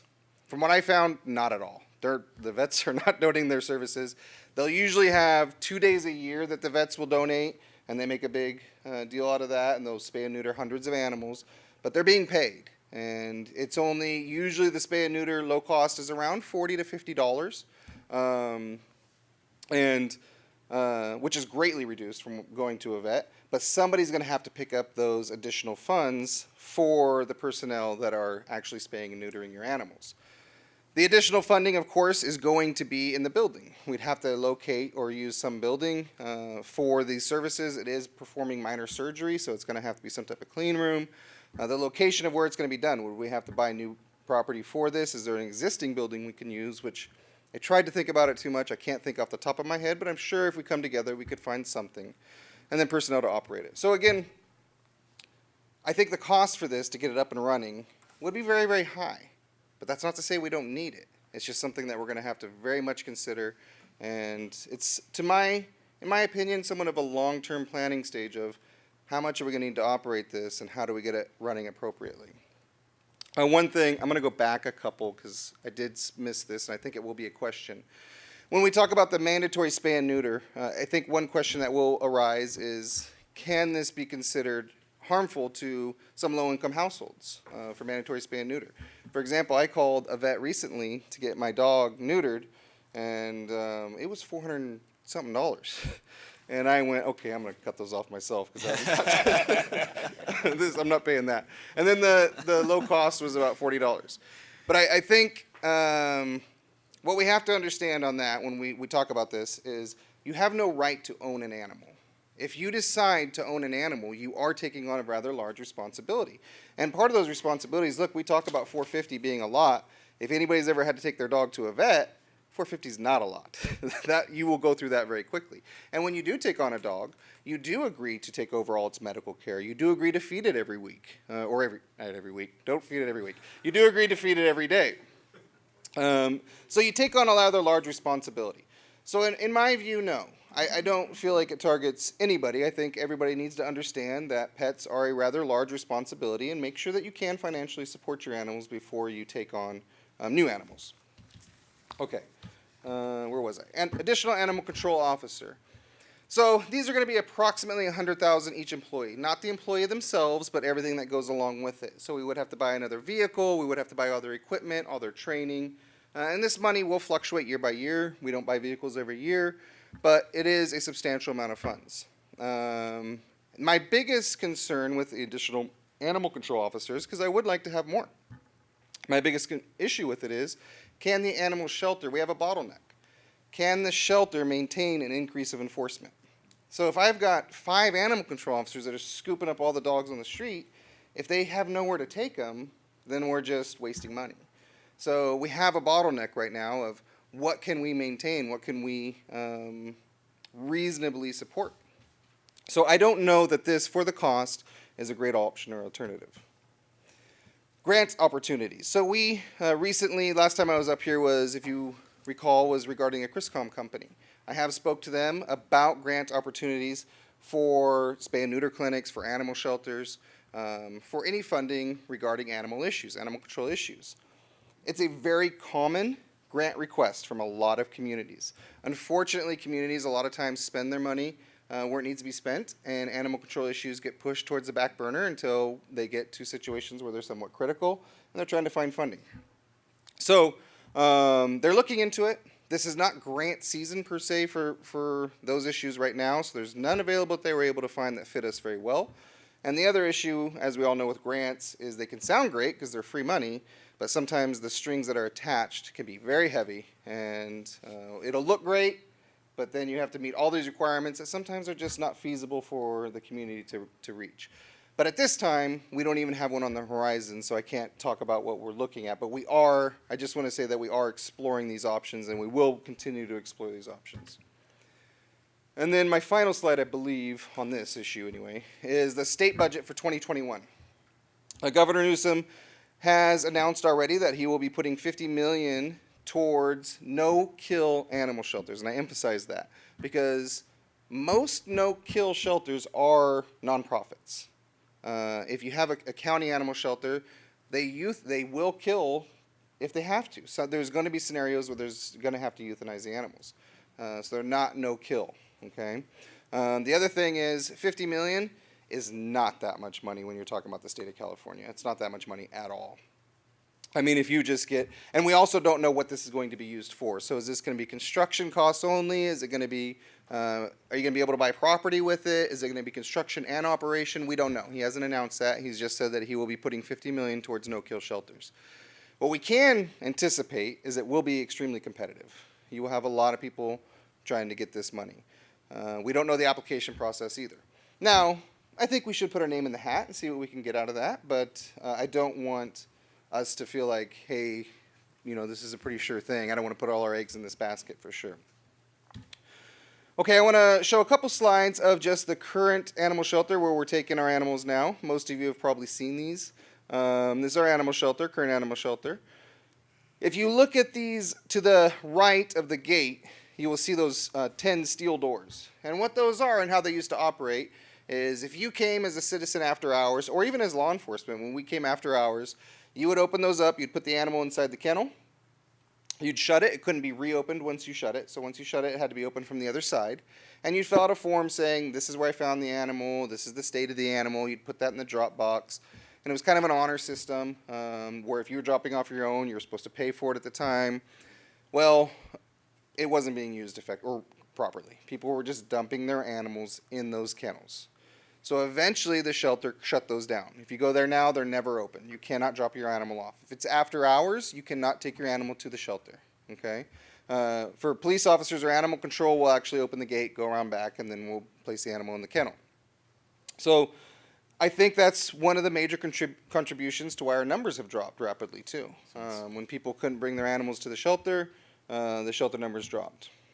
This building here, it's a newer building, that was actually donated to be a low-cost spay and neuter clinic. That, what is that called there, the trailer? Portable, thank you.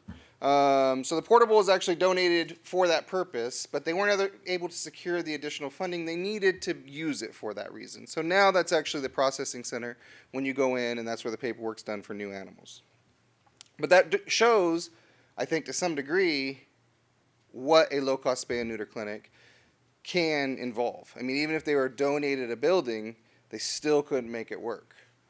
So there's a lot that goes into it, I believe. Here's one side of the shelter, that what they're looking at there, and DJ, you can help me if I'm wrong on this, but I believe that's the older building there, the brown roof building.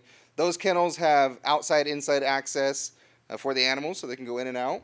And kind of what we're showing here is the shelter itself is rather old, and they maintain it beautifully. If you have any dogs, you know dogs can be a mess. I have 2, you saw them, they're little tiny things, and they can still be a pain in the butt. If you're dealing with hundreds of animals every day, they keep the shelter, and we have to applaud them for what they've dealt with and what they've been in the condition they've been keeping it in. But it's an older shelter, and they're always operating with limited funding. This picture here is looking out into the livestock area, and where the photographer is standing, that's where they would play with the animal if they're looking to adopt an animal. But they do take livestock to the shelter as well too. And this is the newer building, the newer side of the shelter, and those are all internal only kennels. And you can see along the top, that's the heating source. It is temperature controlled. This is for the cats, where the cats are kept. If you do go, they do have cats there periodically, but you can see these kennels are empty for the most part. They're not taking cats from the city anymore through animal control. We do not take cats to the shelter anymore, which contributes to a huge problem to our feral cat population. And again, this is the older building, and the kennels along the side there that have outside, inside access for the animals. So I'm going to close with my options that we already went over here and kind of some of my final thoughts on this. So I think I've really been brainstorming since I took over animal control of how we're going to tackle this problem. It's a problem, and we all know it's a problem, and it's a big problem in the city of Madera, and it needs to be addressed. Madera is a great place. We have problems that arise, and we always seem to take care of them, and we get them taken care of. I think a couple of approaches that we should probably do, and this is just my personality, so I'm not saying this is the direction we should go, but it's the direction I would like to explore. I am much for the methodical, slow approach of, hey, start here, start with these steps, take a step, evaluate how it worked, and proceed to the next step. One option I didn't explore, because it's not really an option and it's something we just need to do, is education of the public. So trying to figure out how we're going to do that, one approach I thought for that is we have a very effective system right now that Lieutenant Arnold started years ago called Learning with the Law. And we have officers go to the schools and read to the kids. Well, kids are a great way to get information to the households, very effective way. So I thought about, and we will start implementing, having our animal control participate in some of these Learning with the Law sessions and bring some material, especially once if we decide to go along the route of mandatory spay and neuter.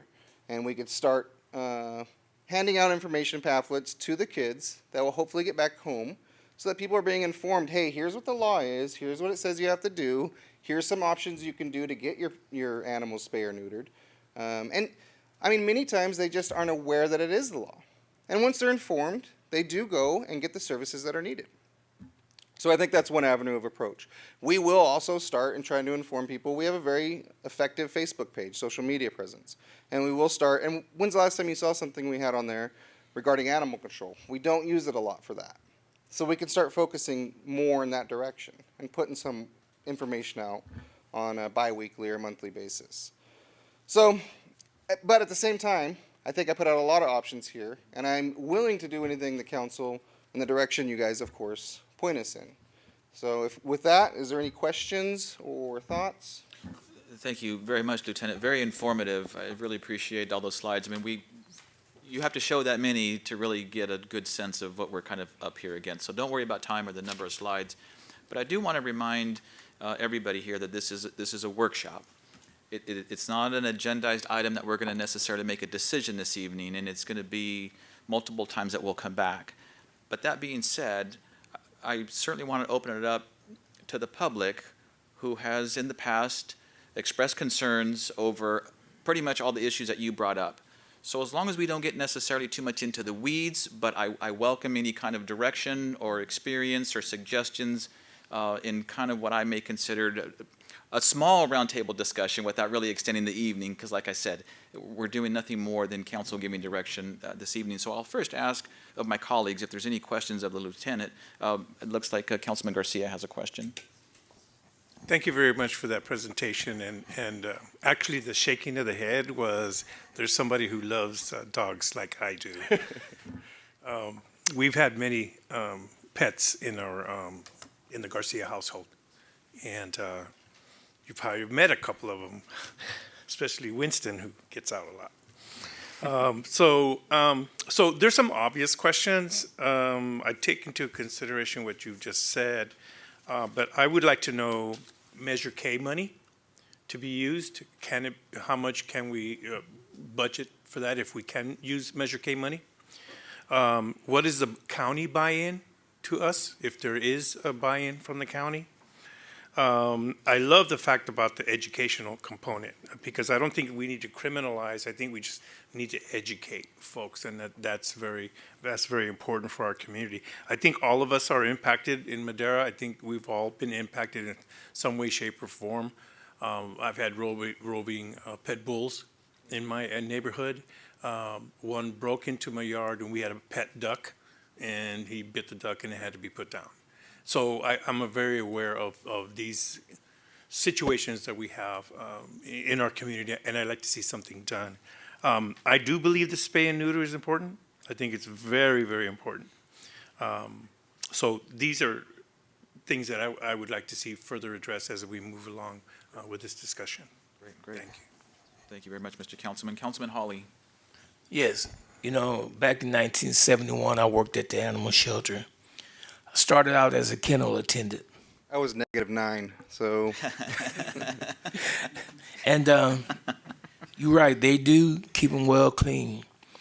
Then all of a sudden, the director they had out there came to me one day and said, we can't just keep gassing these animals, because we put them in a chamber, and then we take the life and the breath out of them. And then when you go to get the animal out of the chamber, a lot of times he wasn't dead. And that's a heartbreak, to know you put an animal in there, thought he was going to die, and next thing you know, he's still breathing. So he came up with this thing, talk about euthanizing the animal. That's where it came from. A guy by the name of Barry came and showed how this can be done. And I told him I would not put an animal to sleep. He said, well, I'm going to raise your pay. I said, when you want me to start? Because he showed it to me, and it was so simple to do. It's not a painful situation. It's just taking it and giving them a little injection like you do in blood tests. So that went on for a long time. And I noticed years ago, the animal control officer used to come in and had a key to go through the front door and just put the animal in the cage. Had a quarantine section back there. Had livestock in the back to where we had to have livestock, and they bring them in. So things have really changed over the years, and we do have a lot of cats, and I don't know why they don't pick up cats. I guess because you can't catch them all. I haven't figured that problem out yet. From what I understand, they do accept cats, just not from the city. So they are taking cats from the county, but they're not taking them from the from the city.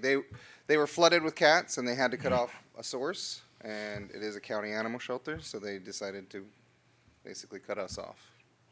So that was the reason I was thinking about this, the help that can be done that does need.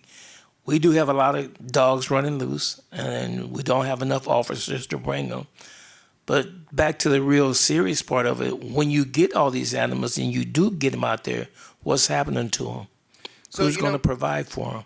We do. The shelter itself does an excellent job, and we do have to tip our hat to them as far as one of the numbers that was impressive to me and is reflective of what's actually occurring is they have quit euthanizing animals to a large degree. So they are working with other nonprofits to get these animals wherever they may need to go. I believe the Friends of Madera Animal Shelter takes them frequently up north and to, I'm sorry? Yeah, Portland, to Washington, for other shelters that may have more room and has better ability to adopt them out. So they're doing everything they can to save every animal, the shelter. I really believe that they are. And the problem really stems from, was it the same shelter in 71? Yes. And our population has, what since then? They have had some additions to the shelter, but not a lot. We're still working with the same facility. Yep. And I don't know when it was built, but it was before 71. So that our big problem is, like anything else, is these things do take money and they Yes. take resources. Yep. And we have a big problem that we're trying to address now. Great, Lieutenant. With that, I'll hold off on my comments and entertain some comments from the public if you want to step up and share that. Good presentation. DJ Becker, 18-year volunteer with the animal shelter. I too have a dog stroller. Don't always admit it. I have some new information and I'll be brief. The drop cages were closed because the shelter was overwhelmed. They were getting between 30 to 40 animals every single evening in the morning when they would come in. Those cages were full, sometimes with multiple animals, multiple, mothers, litters, 3 or 4 adult dogs in one cage when only one cage was available. It was a great service for a resident that came home and found an unwanted dog in their yard, or they had something they had been trying to trap or remove. The Friends stepped in and created the pipeline to rescue about, Velvet couldn't stay, but I think it was about 7 or 8 years ago. The Friends raises money to do those rescue runs at our own expense. It's an 18-hour day. Where's April? 18 hours one way to Seattle. 12. Oh, well, I don't know I'd admit that. So that's a one-way trip. And then the animals go to a partner agency. But what you don't see is that those animals had to be health checked, vaccinated, cleared for temperament testing. It was truly a massive effort. So with the amount of animals that are now being turned away, let's just say that that's 1,000 animals a month for the last 4 years. That's, 12,000 animals, just conservatively, even if they don't all survive, that are being placed back into neighborhoods. So that's 60,000 animals, that's cats and dogs, that are now out there breeding. So we now have an uphill battle because this problem has been building, and the costs to the Friends are astronomical. It costs the Friends $100 to trap and release, trap and release a feral cat back into our communities. So I guess the point of that conversation is we cannot rescue our way out of this problem. It's a costly problem if it's ignored. There's the public health costs, the bites, the disease control. Having a feral cat colony doesn't only impact the person that's feeding. It impacts 6 or 8 of their neighbors. There was one case over by the drive-in. A man was buying 3 or 4 20-pound bags of cat food, and just he ended up with a couple hundred cats. Imagine the impact on the neighbors and that neighborhood. And eventually a disease will run through and debilitate the colony. And just the cost to the Friends to come in and try to remediate that situation is prohibitive. The low-cost spay and neuter clinic would help a great deal because we are having trouble getting access to the Hope Foundation. They're at capacity. Fresno is at capacity. So this is really an issue that's building and has been building for years. The shelter, the grand jury found that the shelter was underfunded and undersized by half in 2016, I believe. And I've established that the county currently has no plan to build a new shelter, fund a new shelter. It's in the talking, planning stages. So this is a crisis that's clearly landing on Madera's doorstep. And I believe, from being a volunteer out there and seeing the numbers of animals that are dropped off, that it's a good deal more than 40%, just simply because of the proximity of residents to the animal shelter. 40, 50, 60% of these animals are coming from the city of Madera. And when someone tries to drop an animal at the animal shelter and they're refused, They don't take it back up the mountain to their house. It's dropped here. So exponentially, it's just incredible. So I've said before that mandatory spay and neuter is like a speed limit. People do the right thing, but then on the contacts, people can be persuaded to do the right thing or not have an expensive animal in the first place, because that casually owned animal ends up being a city expense, whether you chase it, hit it with your car, or it chews up somebody. So I'd be happy to answer any questions. I think we did a pretty good job. But it is truly a partnership, and the Friends really needs support for our funding, to fund our rescue operations and to continue this partnership. We're standing by, willing to help, but without turning off the spigot, the flood of unwanted animals, we don't have much hope at really getting this problem to square one. So thank you for considering this. Thank you. Hi, everybody. Ron Montoya. Finally, Chief, finally, it's just a breath of fresh air that City Council, Chief of Police, Lieutenant Foss are coming together, validating this. It's a crisis. Animals, ourselves, we have the right to coexist. We have the right and the need. I'm a huge animal lover. You know, we all are, I know. But I'll talk the talk and walk the walk.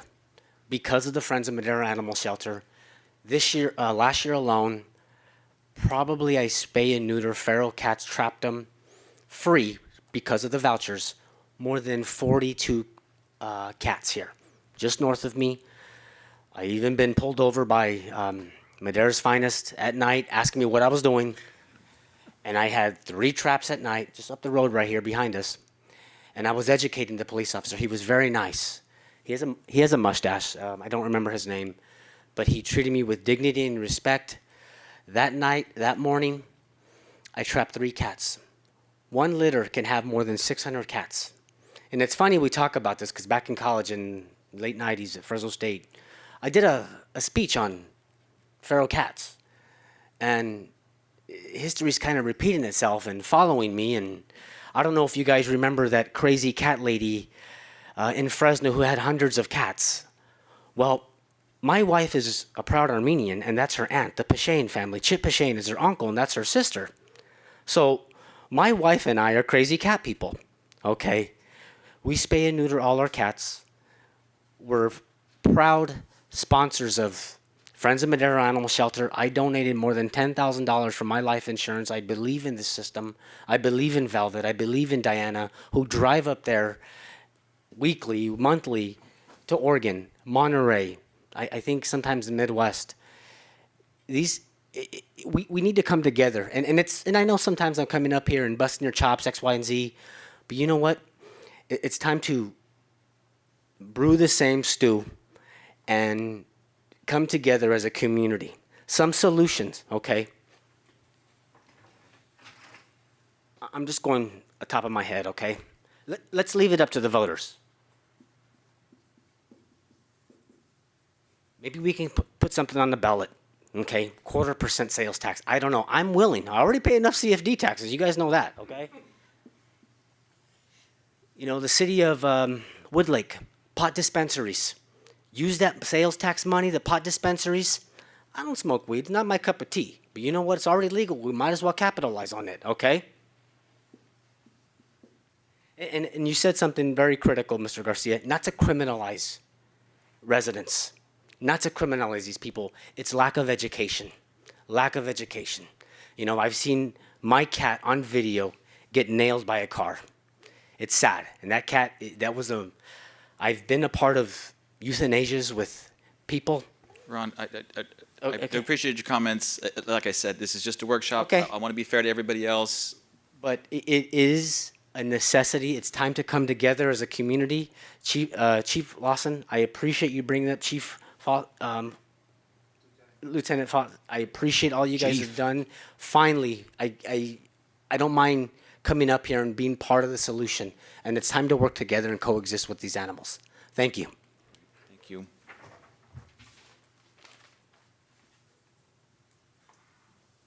Leave the pot stuff up there. I'll talk on that next. Good evening, April Molina, Madera County. You all know I live about a block from the city limits. Unfortunately, cats don't understand county lines. We don't have as much of a problem with dogs as we used to, but we do have a really big problem where I live with cats. I currently have 8, and if you'll recall, back in December when this was brought up, I had 3 that were killed. That is on top of the 8 that I currently have. I just picked one up yesterday from the Hope Foundation. He got neutered. I have 2 more ready to get spayed. My husband is tired of cats. Anyways, all of that just to say, we have had litter after litter of cats in our house. And it's because of the irresponsibility of people in general. I've woken up at 3:30 in the morning to a tiny kitten that you can hold in one hand meowing at my back door that somebody has dumped. So I don't know about criminalizing or education or anything like that, but to me it's hard to think that somebody doesn't know that their cat can get pregnant. One cat, if it lives the span of 10 years, can produce 4,000 cats, and that's a lot of cats. And so I don't know if mandatory spay and neuter works, but it certainly could bring some teeth to the game. And I would like to see it, only if for no other reason for the cats. I do it myself, not me. I'm sorry, I'm not a veterinarian. We take them in, we pay them fines. We don't use the animal shelter because we know that they're low in money. One litter that we did have, the mother contracted a virus while she was pregnant, passed it on to the kittens, and all 3 kittens were born with neurological disorders that were very expensive. And so it just continues and continues. We have had kittens that are formed with no legs because of interbreeding, so we've had to have them put down. It's very, very sad. And anyway, just more to think about. If you have any questions, I think you all have my phone number. If not, I showed you where I live. Yeah. So cats are a big problem. And we do have a feral cat that comes to my house that I do feed, so I'm glad I'm in the county. Thank you. DJ Becker with just a quick addition. My recollection is that the cats are not required to be taken by the county shelters per California law, and that's my recollection from my friend Kirsten Gross. The other issue is that fixing a feral cat for the friends at our group rate is $100. It's not a sustainable proposition. In the last, I think it's 8, I don't want to quote Velvet or Kay here, but I think I believe it's been the last 8 years, the Friends of Madera Animal Shelter has put raised and put $5.3 million in spay and neuter for low-cost spay and neuter back into the community of the city of Madera and the county of Madera, and it didn't put a dent in the problem because we have no responsible pet ownership and our populations are growing. So literally, we cannot rescue our way out of this situation. Throwing more money at rescue without a spay and neuter ordinance isn't going to make a significant difference. And as sad as that is, but $5.3 million only put a slight reduction in the number of animals impounded. And then with the closing of the drop cages and the deflection of other animals, those numbers are no longer apples to apples. They're no longer accurate. So please take that into consideration. Thank you. Okay, I told you. I got you out before 4 hours. It's long, though. So I would like to thank Lieutenant Foss and everyone that came up and spoke. It was a very good, outstanding presentation. Now, how I'd like to end this, though, is it's not all doom and gloom. The positive here is, as I've always said, the partnerships that we create. That's how we get things done. And that's how we're going to get this done, is through partnerships and coming together and working out a solution. And when Maderans do that, the sky's the limit. And the one thing that, we went through and really, the real spearhead behind this and keeps this thing going is our city manager. So he deserves a lot of credit for this and this coming forward because it's been a long time coming. And we're finally able to partner with individuals and bring this forward. And I would like to thank the city manager for that. So with that, we'll close this out. Thank you very much, Chief, for your comments, and I agree, Lieutenant, that was, again, a very educational piece that you have brought forth to us. And to the speakers as well, for your compassion in speaking. This isn't the first time you've spoken on this particular issue, so I appreciate you being here. My comments simply are this. Whatever direction or decision we make, this is something that's going to take time. Time for the community to grasp and understand, time for us to educate, whether it be social media or however. But we got to start somewhere. We got to start now. If it's going to take time, we got to take the first step. And the first step is bringing this before us and allowing us to give direction. That being said, in my opinion, this is really kind of a three-pronged approach in that if you're going to look at your ordinance but have no teeth into it, it makes no sense. If we're going to discuss and look at something like mandatory spay and neuter and leave it at that, it's not going to have the teeth that we're looking for. So I would suggest that we look very closely at limiting the number of pets in the city of Madera. I think that's a must. I would also say that a mandatory spay and neuter is going to have to be a must.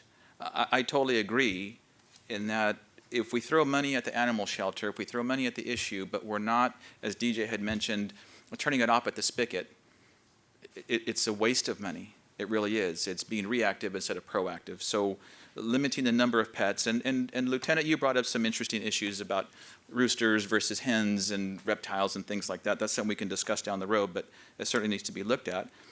But all that being said, if we cannot offer a low-cost spay and neuter option to those families that have a difficult time affording it, we still want them to be responsible. That's going to take time. It's going to take resources. It's going to take money, as you had mentioned.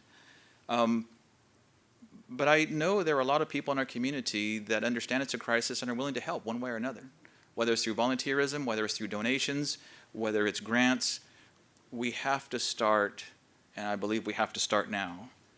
I would like our city manager to look at that ordinance, which I don't know either, Lieutenant, but it has been a long while that we have looked at that ordinance. And so we need to revisit the ordinance. I would suggest that we limit the number of pets, mandatory spay and neuter. We have those discussions and find some sort of funding source for some sort of low-cost spay and neuter clinic. Whether we have it once a week or once a month, we pay for the lights and we pay for the rental. But somehow, some way, we need to get this off the ground. I really think it's important. I do have a quick question, Lieutenant, over the fees, and maybe we can talk about this down the road, but I'm wondering if those fees was something that would help us to be self-sustaining, because obviously this is going to take additional personnel. And as I saw the fees, I don't know if that would help in that overhead. And again, this isn't about fees. This isn't about collecting money and citations. This is about educating the public, helping them to be a responsible pet owner, and reducing the amount of animals that are running on our streets. So you're talking about just the fees, Mr. Mayor, for like the licensing and Yes, exactly. I'm not sure if those were some arbitrary numbers or if that was something that you felt would cover some or those overhead costs. The short answer would be no. We don't accept enough to fund much of anything. It's a very small amount of the fines. Most people, after they're given the notice of violation, they correct the problem. So we don't get typically to the stage of fining people for the violations. That is, as you had said several times, that's kind of the teeth, or was brought up here, that's the teeth to help people to enforce the rule. So people don't want to spend $75 or $225. So no, I don't think, especially in the amount of money we're talking about, I don't think it would go very far towards fixing much of anything. I appreciate that answer. Again, I think I know our end goal here is really to educate, to have somebody be a responsible pet owner, to reduce the population of the feral cats and dogs running wild on our streets. That's our end goal. Not citations, not fines, not driving around to see who's feeding feral cats. I agree. That's our end game. And so that being said, again, another reason why we need to, we can't just look at one approach. There's multiple approaches here. One deserves the other. As the dominoes fall, it's that same three-prong approach. With that, I'll ask Councilman Rodriguez for his comments. Yes, thank you, Member Dillon. And thank you again, Lieutenant Foss, for the presentation and all these speakers that came out. You know, I did hear the word astronomical as far as cost, and, you know, I hear it over and over that potentially the fees that you would propose would probably not cover the cost for trying to reduce the amount of animals that are out there. But I would suggest that we look at ordinances from other municipalities that probably have something already in place, that so that we don't have to go out and reinvent the wheel. It's already there. There's some successful municipalities that probably have something in place. As far as the funding goes, I think Councilmember Garcia asked a very important question. This is a public safety, and I don't know that Measure K funds would fit into this picture here. And I know how much police and fire need those funds for not only equipment, but also other personnel and staff.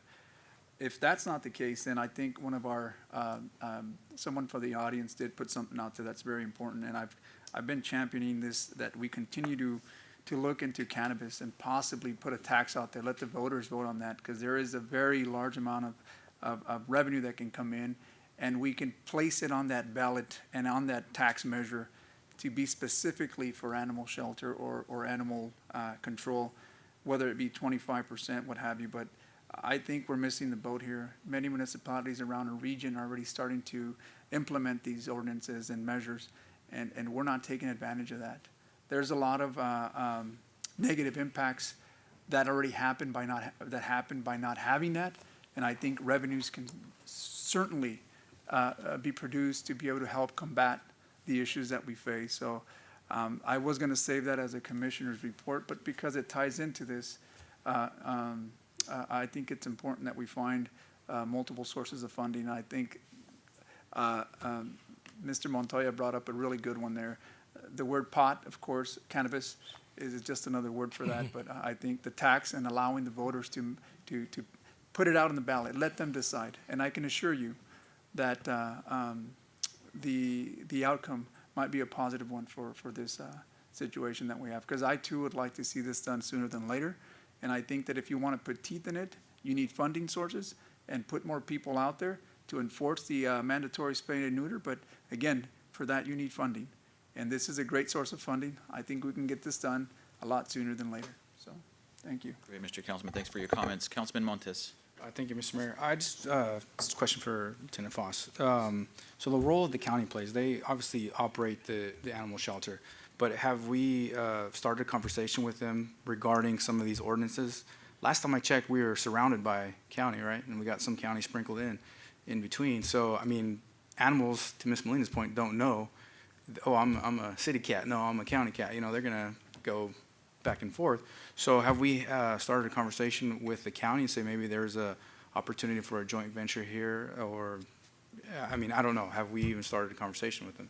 That's actually a very good point, that we haven't discussed the ordinance, and I think that's an excellent point that we need to explore. Going towards your comment on the ordinance and searching our neighbors around us that have written them, our city manager has quite a bit of experience. I believe he actually wrote some animal control ordinances in the past. So we have a lot of experience here, and of course, with law enforcement, we plagiarize a lot. We get what works somewhere else, and we just change the title to Madera and put it here. So that, and we started with that right away. I was making phone calls immediately. What's working over here? What's working over here? What's the cost for this? How are you guys funding it?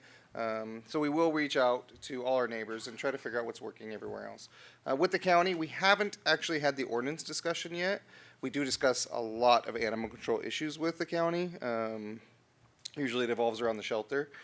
But that is something that we definitely will explore. And as we start changing it, encourage them to do the same. And generally, when you have one person that starts carrying the torch, others follow.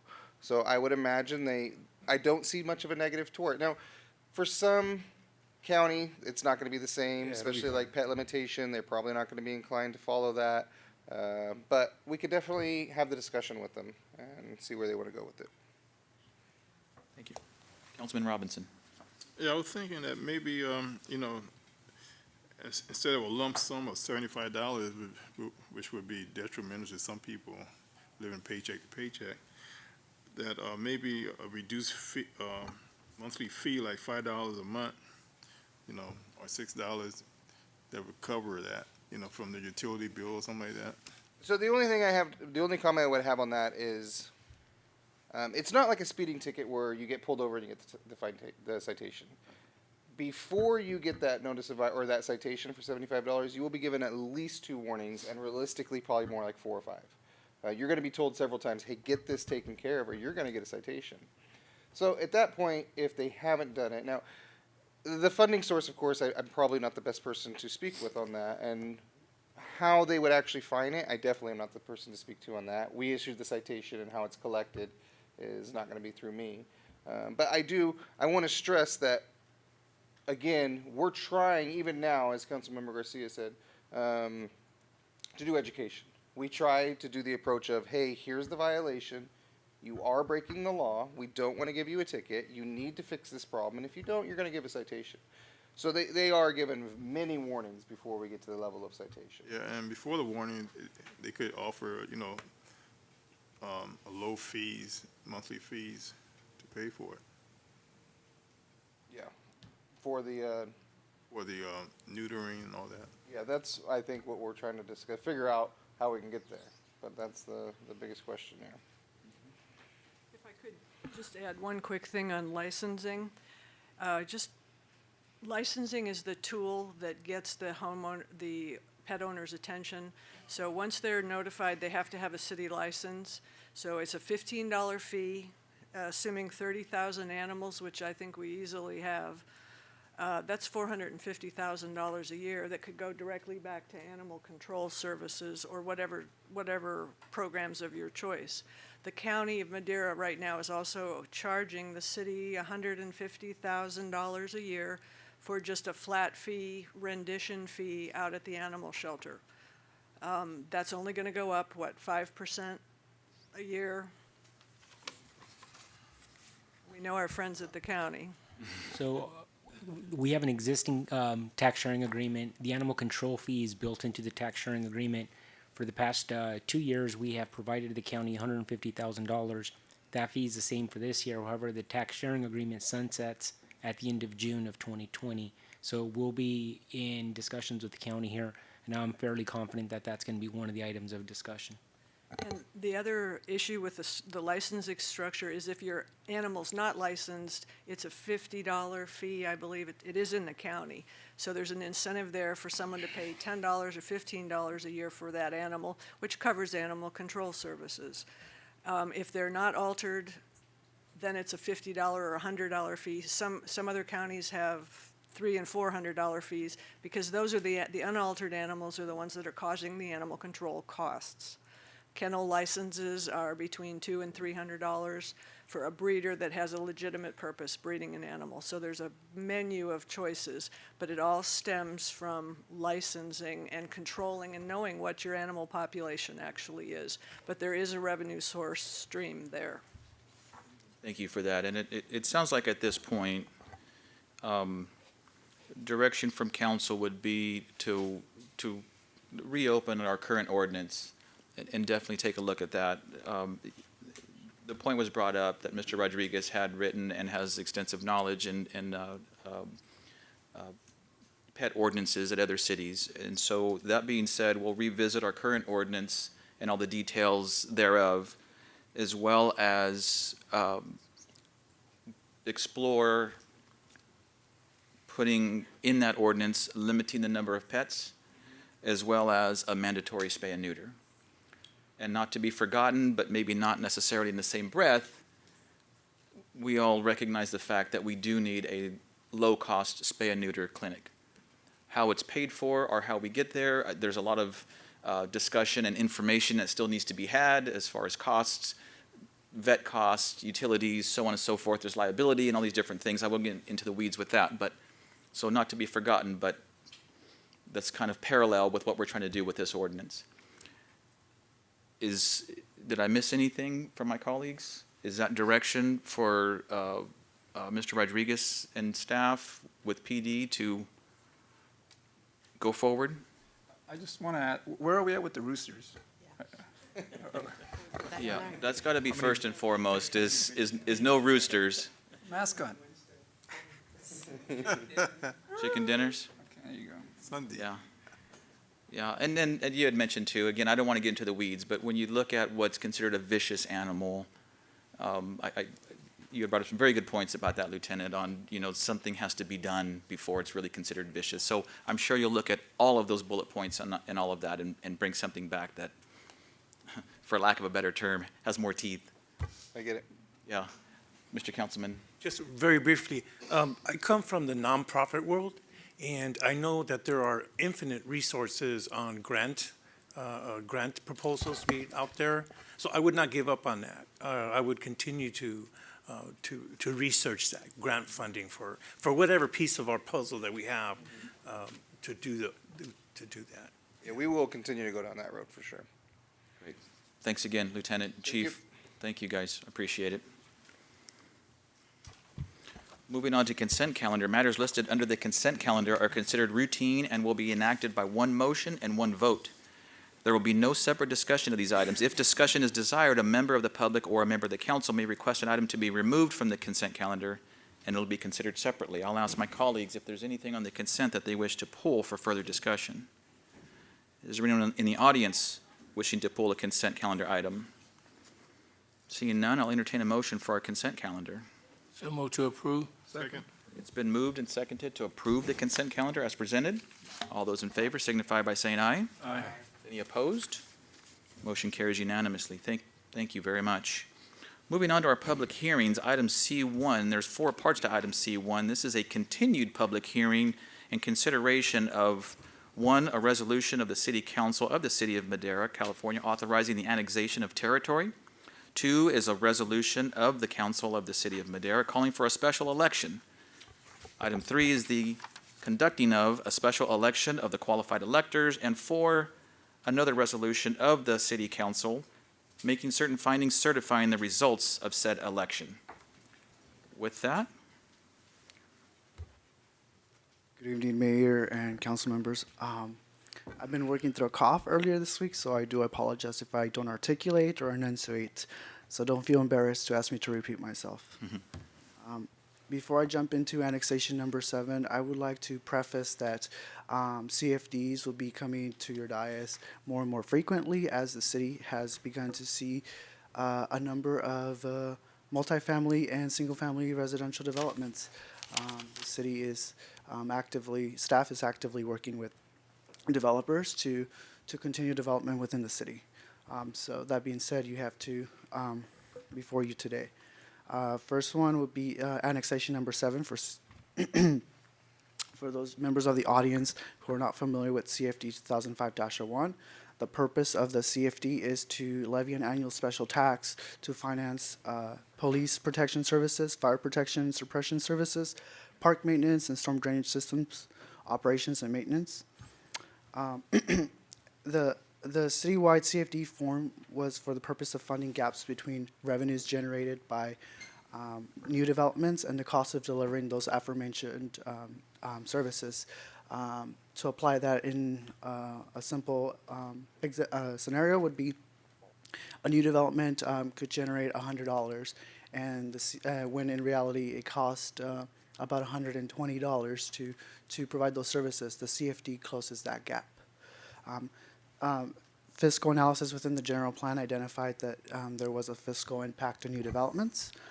The initial assessment of the CFD was, and I do apologize, that was a typo, that was for single family. It's a multifamily project, was within the 200 range, and now it is actually $427 and not $467 for the fiscal year 2019-2020. The tax is deposited into a general fund since the impacts are specific to the general fund. Utilization of the tax is purposely broad, such as the city may finance any services or facilities permitted as permitted by Melrose Act. Before you see some images of what the CFD would fund: public safety, roads, public rights of ways such as sidewalks, storm drainage, and parks. This item was originally before your dais November 20th as the intent meeting. The council adopted a resolution adopting a boundary map showing the territory proposed for annexation. The boundary map encompasses a 1.4 acre parcel that will be subdivided into 7 parcels for multifamily. At that meeting, the council also declared the city's intent to initiate the annexation, authorize the annexation of the territory into the city's CFD district. It was opened and continued from the January 15th. Again, in the oval, you see where the specific annexation is. Before you'll be taking action on 4 items. The first one will be a resolution authorizing the annexation of the territory and authorizing the levy of a special tax. The second action item will be a calling for a special election of that annexation. The third one will be conducting a special election and certifying the results. And the fourth one will be making certain findings, certifying the results of the election, and adding the territory to it as part of the CFD 2005-01. Staff recommends completion of the election and adoption of the specified resolutions necessary for the annexation of the territory into CFD 2005-01. That completes my presentation. I'll be happy to answer any questions. Great, Mr. Orozco, you did just fine. You did just fine. Take a drink. Any questions of Jesus regarding this item? Anyone from the audience wishing to speak on this item, please come forward. Seeing none, Hilda, quick question for protocol's sake. The declaration that the city clerk and I read, is this now or is this after the approval of the first 2 resolutions? After the approval of the first 2 resolutions. Thank you very much. So if there's no further questions, and this is a notice public hearing, by the way, if there are no further questions, I'll bring it back to council for action on the first 2 resolutions. Mr. Mayor, I move to approve item C11 and C12. Second. It's been properly moved and seconded to approve both resolutions as presented. All those in favor signify by saying aye. Aye. Any opposed? That motion carries unanimously. Thank you very much for that. Once again, this is a notice public hearing. Before we move on to the special election, there will be an announcement by our city clerk. Alicia, if you would, please. I declare that notice of public hearing was published on December 18th, 2019. Thank you very much. With that, I will open the hearing to any protest, comments, and questions from any interested parties or anyone from the audience. Please come forward. Seeing none? I declare that no written protests were received, that there are less than 12 registered voters within the Community Facilities District, that written consents to holding the Community Facilities District elections today have been received from all landowners within the proposed annexation number 7, and that I concur with the holding of the special election for annexation number 7. Thank you very much, Alicia. With that, I will close the public hearing and bring it back to our city clerk. Thank you. I am now opening one ballot received, and tabulation will now take place.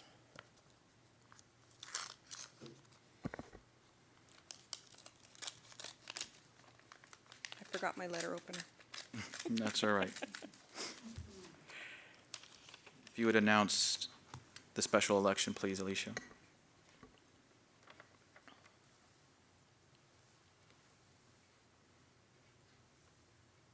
The election is now closed with the following status. The ballot measure is one vote. I declare that the ballot measure passes unanimously. I would request consideration of adoption of the resolution labeled item C14, declaring the election results. And just for the record, the one vote was a yes vote. It was a yes vote. Thank you very much for that. That being said, I'll bring it back to council for items 3 and 4. Mr. Mayor, so approve items 3 and 4. Second. Excuse me, for the record, item 3 was just conducting the election, so it's actually for action only item 4. Just Because you've conducted the election for item 3 already. You're correct, Hilda. Thank you. Stand corrected. Item 4 for approval. So it's been moved and seconded to approve the resolution. All those in favor signify by saying aye. Aye. Any opposed? That motion carries unanimously. Thank you very much, Jesus. Appreciate it. Moving on to item D, D1. This is the intent and meeting and consideration of 1, a resolution adopting a boundary map showing the territory proposed for annexation, and 2, a resolution declaring the city's intention to authorize the annexation of territory into the City of Madera Community Facilities District 2005-01. Mayor, council members, this would be the intent meeting for annexation number 8. I will skip over the slide since I went over it just a second ago. Yeah. Thank you. Before is a summary overview of the parcel counts and charge amounts for the fiscal year 2019-2020 per the CFD report. The annexation property is known as Rancho Santa Fe, located about 200 feet west of the West Cleveland Avenue and Westbury intersection, and just north of the currently being developed Melody Meadows subdivision. The project was originally approved on November of 2018. The approval encompassed 182 single-family lots. It's roughly about 40 acres within the conditions for recordation of the map. The subject properties do have to be annexed into CFD 2005-01. And before you can see the extent of the development. Before you, you'll have 2 resolutions. The first one will be a resolution adopting a boundary map showing the territory proposed for annexation in the City of Madera Community Facilities District 2005-01. This parcel is, again, about 40 acres. And the second resolution you'll be taking action on will be a resolution declaring the city's intent to authorize the annexation of the territory into the city's CFD 2005-01. This includes setting a date for a special election for March 18th, 2020. Staff recommends adoption of the resolutions, adopting the boundary map, and declaring the intent to annex lands into CFD 2005-01, allowing for the process to continue towards the special election and annexation to the CFD on March 18th, 2020. That completes my presentation. I'll be happy to answer any questions. Thank you very much, Jesus. Any questions of Jesus from council? Anyone from the audience wishing to speak on this item, please come forward. Seeing none, I'll close public hearing, bring it back to council for action on both items. Mr. Mayor, so move to approve item D1, number 1. Second. There's a motion and a second to approve the resolution adopting the boundary map showing the territory proposed. All those in favor signify by saying aye. Aye. Any opposed? That motion carries unanimously. Mr. Mayor, so move to approve item D1, 2. Second. Once again, properly moved and seconded to approve the resolution declaring the city's intent to authorize the annexation of territory. All those in favor signify by saying aye. Aye. Any opposed? That passes unanimously. Jesus, thanks very much. Moving on to item D2, this also is consideration of a resolution approving the memorandum of understanding, I should just say MOU, with respect to the cost sharing of the implementation of the Madera Subbasin Joint Groundwater Sustainability Plan. Mr. Helmuth. Thank you, Mayor and council members, and I will probably stick to MOU as well. When you see the title of the main report, it's a resolution adopting memorandum of understanding with respect to the cost sharing and the implementation of the Madera Subbasin Joint Groundwater Sustainability Plan. MOU is what I will stick to. Under SIGMA, there are several requirements that we have to abide by. Two of those are adopt and submit a groundwater sustainability plan by January 31st, 2020. That has been completed. Second one of import is adopt coordination agreement and submit by January 31st, 2020 if more than one GSP per subbasin is there. This is partially completed, and I'll go ahead and give a little bit more explanation of that later. The purpose of tonight's meeting is the Cost Share Memorandum of Understanding, MOU, and that is not pursuant to SIGMA requirements, meaning we don't have to do it, but it just makes sense to do it. What is the MOU? It provides an understanding of how costs are shared between parties to the joint GSP. The joint GSP we're referring to is the one that the City Madera, County Madera, Madera Irrigation District, and Madera Water District participated in. The primary costs associated with this particular MOU is the annual report. That'll occur for the first 4 years, and then there will be a 5-year report, and that possibly an update. That update don't have any estimated costs on it at this time. It'll probably be relatively substantial compared to the annual costs. And then other activities. The MOU recognizes that there will be other costs and other activities, but we don't know what they are just yet. The funding, staff does continue to propose the use of the Water Utility Fund Capital Improvement Project, WSTDY1. We are working with the city attorney to go ahead and confirm that that is a valid source. Tonight we'll be recommending the action to approve the MOU, and we'll come back to that. I just want to go ahead and give a quick update with regard to the GSP. As I said earlier, all GSPs have been submitted to the state. 6 of the 7 GSAs have approved the coordination agreement. However, the one GSA, which is Newstone, has not approved the coordination agreement. We believe, but we have not been formally informed, that the subbasin will be placed in a probationary status. That's not a certainty, but there is a good chance of that. What we know is the DWR representative has suggested that the GSP and the coordination agreement not be submitted at the by the 31st. The GSA representatives amongst us, we determined that we should in fact submit that, as we felt that if we did not submit it, we'd automatically be declared probationary. Newstone GSA maintains objections to at least one portion of the agreement. That's the water balance summary included in the report. They continue to insist that it be illustrate that they have 4,500 acre-foot of additional water than what was originally believed. With that, we're pretty much to the end of the presentation. Staff does recommend approval of the MOU. Thanks, Keith. How often are you meeting, or maybe specifically because we have one particular issue with Newstone, what are the plans to address that? Or at this point, we submit what we got and we wait for what? I'll go ahead and say that there's been a lot of emails going back and forth with regard to this, and it's starting to move. It's starting to move above staff level and go to more council, but that's just in the preliminary. You'll probably see more of that as time goes by, but there are a number of emails going back and forth. Just before we were submitted, there was a number of emails going back and forth. Some from Newstone indicating that they would not sign the agreement. They had hoped that we would. From City of Madera standpoint, we could not agree to it. We'd already assigned it. We've already taken direction from council. We may yet be coming back to council if there is a proposal. And on that, I do want to note, as Mr. Helmuth has said, it has elevated because there is great concern that at this point, we do not have a coordination agreement that was signed by all the entities.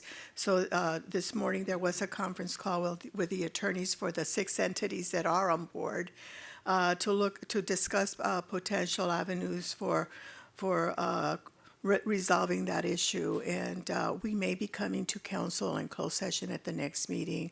At a minimum, I would be providing a legal opinion to the council on where we're going. At this point, we are working towards sending a letter to the state to basically put the case before them as far as all the efforts, and that it really would be incredibly unfair for the 6 public entities with taxpayers to be held hostage by one individual. A very good point. Thank you very much for that. And as I asked at the last meeting, we can't be the only GSA or GSP that's encountering that. I can't imagine in the state of California that everybody is on board. But at the same time, that was kind of towards my question, Hilda, in that when we submit the application, it does indicate that 6 of the 7 are in agreement, or is this an all or nothing kind of application? It's an, The requirement is that it has to be by all 7. That's a legal requirement. Right. But again, I think there's been more than reasonable efforts to try to get everybody on board, and we're continuing in those efforts, and that case will be made to the state. Towards your comment of we can't be the only one in the state, I don't know that we are or aren't, but there was an email that I saw that indicated we don't want to be. Right, exactly. Exactly. So I took that as that email as meaning we might be, but it's really hard to believe.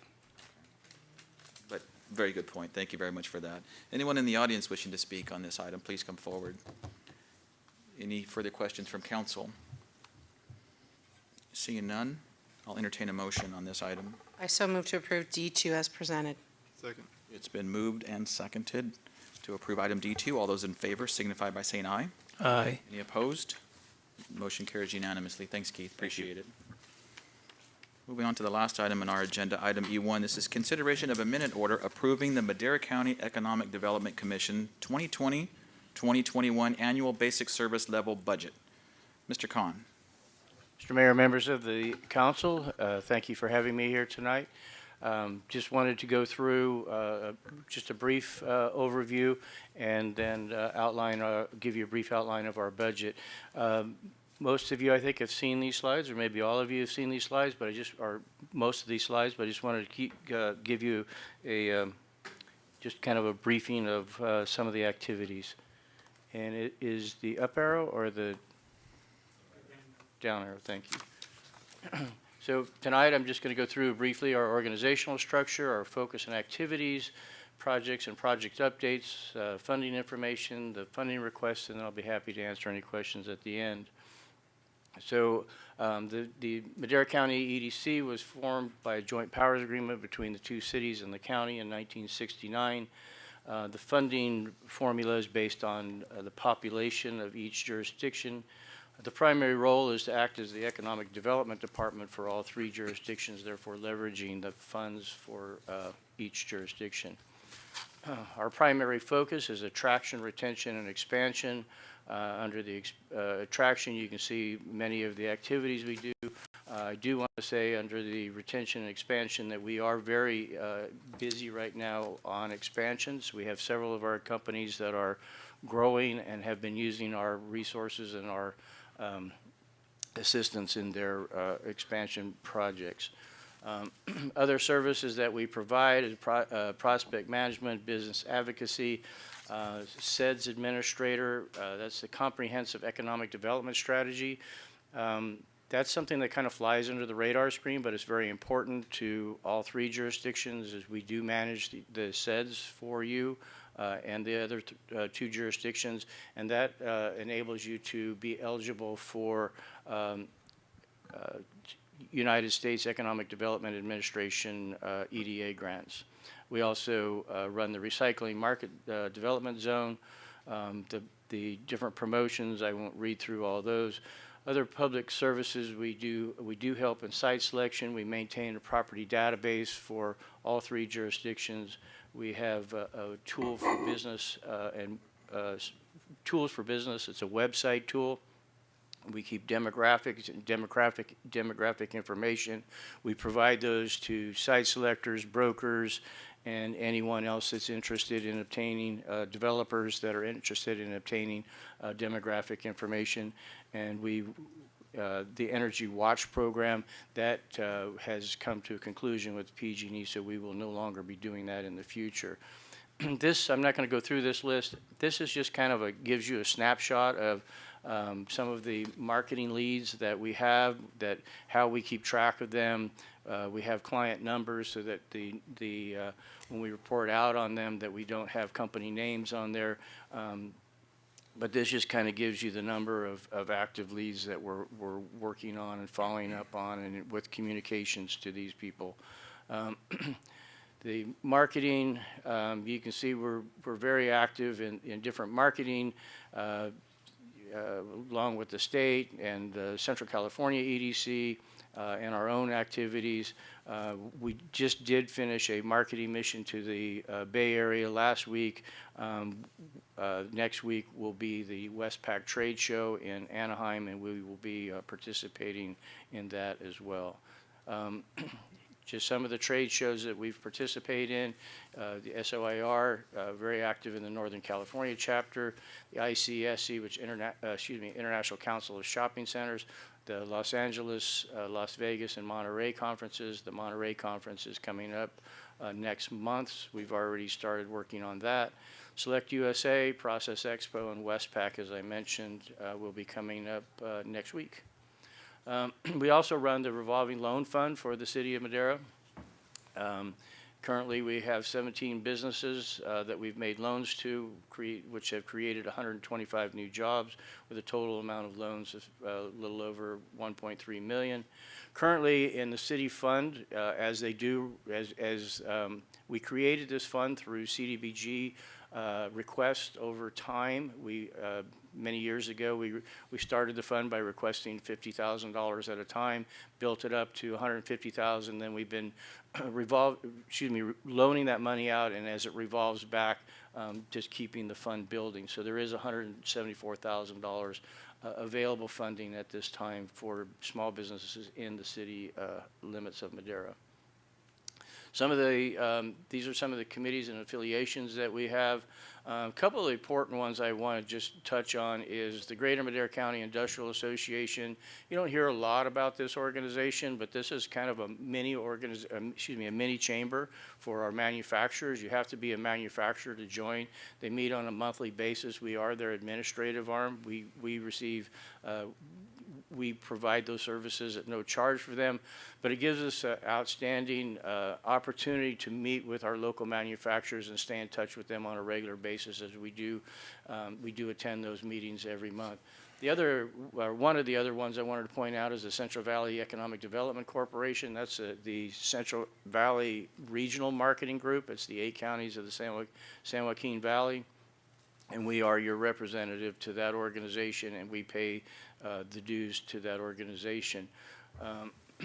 And as I mentioned, the Economic Development SEDS Committee, we serve as your SEDS Committee, and the SEDS Committee is embedded in as part of our board activities.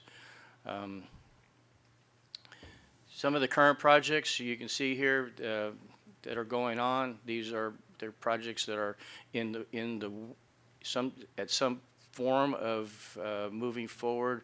Most of those, the auto parts company is moving in. The bottling company has plans submitted and are getting ready to go. Actually, the bottling company, is already installing their equipment. They'll be coming online soon. North Fork Mono Casino, as most of you probably read, they're having their final hearing. So hopefully, once they get through that, after 16 years of work, we'll hopefully get under construction with that. Love's is well under construction, and the last project is in kind of a discussion stage at this time. These are just some of the projects, as I mentioned. Going back to that slide, these projects will create about 200 new jobs. Couple of new things that are coming our way is Span Development has met with a city manager and myself, along with the mayor, and they are planning to develop a 50,000 square foot building that they want to build another spec building. The one that's in the picture, the 37,000, they've already had their plans submitted, and they're going to be building a sister building to that. They'll be breaking ground on that very soon.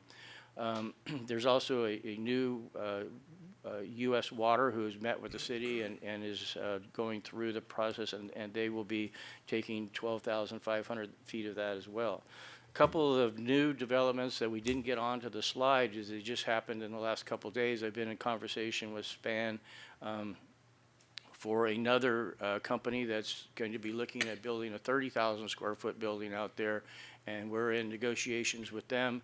That will be another expedited project, so we'll be leaning again on your city staff, which always comes through and performs marvelously for us. And then we did have a meeting with your department heads for another chemical company that's looking to come to Madera. They're actually going to be taking 2 sites. They need 1 site to get started almost like tomorrow is what they want to do. So we had a meeting with your staff on that one. Again, expediting that project, and then their plan is to start that project, get open and started on that site, and to build another 125,000 square feet in Freedom Industrial Park, which they know is going to take about a year to maybe 14 months to get that up and running. So that's why they move forward on the second parcel as well. They will, even after the 125,000 square feet are up, they have plans to maintain this first initial site and keep it up and running. They plan to make Madera, the city of Madera, their hub of operations for the Central California region. Bobby, Councilman Hawley has a question. Sure. Yeah, Bobby, where are we at with this supermarket? Next slide. Okay, There sorry. we go. Oh, no, I'm sorry. Slide after. Oh, Slide after that one. So expansions, again, Deer Point Group has the Lot 9. They're purchasing that from Span Construction and Engineering. As we stated last month, when they moved to Madera, they had 60 employees. They now have 102 employees and still growing, and they're going to be closing escrow on that lot, which is to their west of them, and they will be expanding onto that lot to enlarge their facilities. And then again, we have a new manufacturer, no, excuse me, an existing manufacturer that is bringing in a new line. This is a pretty big expansion, and we'll be adding 25 to 30 new jobs, which is almost like attracting a new company. And then Councilmember Hawley, this is the Viarta. I know staff's been working diligently on this. This is another project that seems like all our projects have to be are all expedited. Everybody wants to have their foot all the way down on the pedal, and your staff's been performing remarkably, and you can see the elevation that they've submitted. I think many of you have seen this, either a slide that I presented. It's also been on social media and in the newspaper, so it's kind of new. Now, getting down to the budget, this is the breakdown of the 2021 budget, and you can see at the bottom the City of Madera's column, their portion. Bring it up on this slide, maybe be a little bit easier to see. The City of Madera's portion is 41.6%. This is calculated off of the Department of Finance population numbers, and we review those numbers every year to determine the populations of each jurisdiction. And as you can see, the populations changed slightly over last year. The county went up a little bit, the city went down barely, and the city of Chowchilla went down 0.1% as well.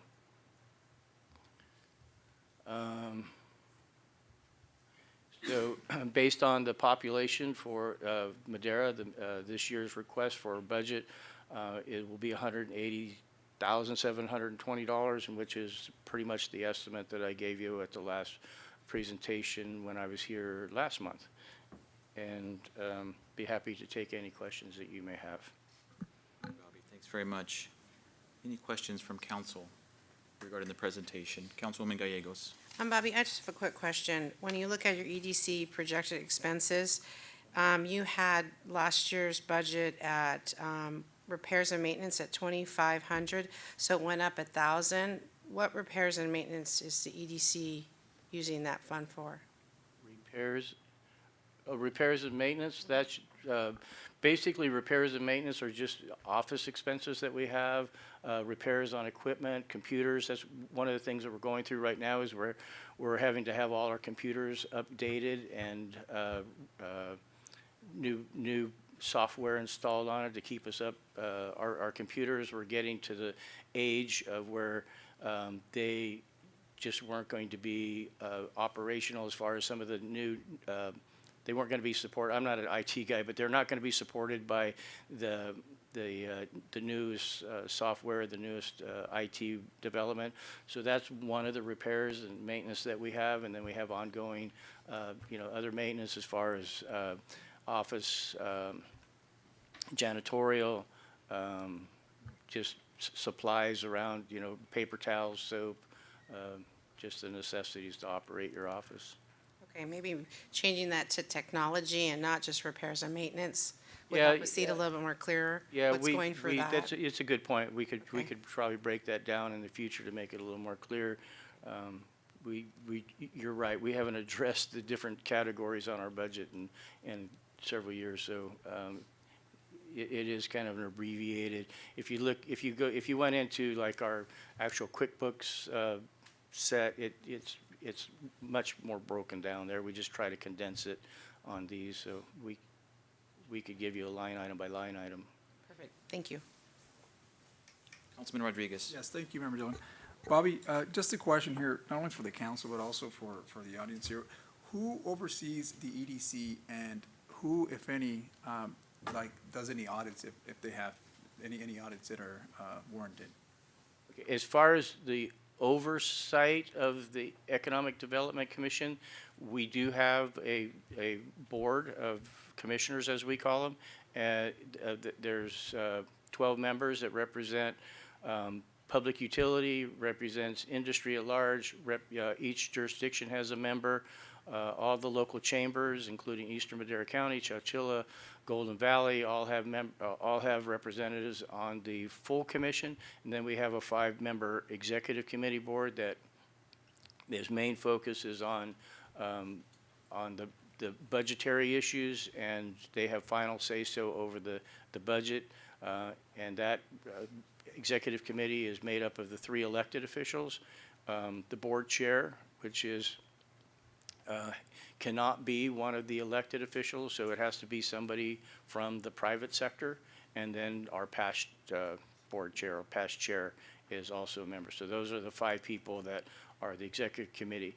The full board meets on a quarterly basis, and then the executive committee meets on a monthly basis. And as far as audits, Monty Schultz's office audits are does a annual audit of our organization on every year.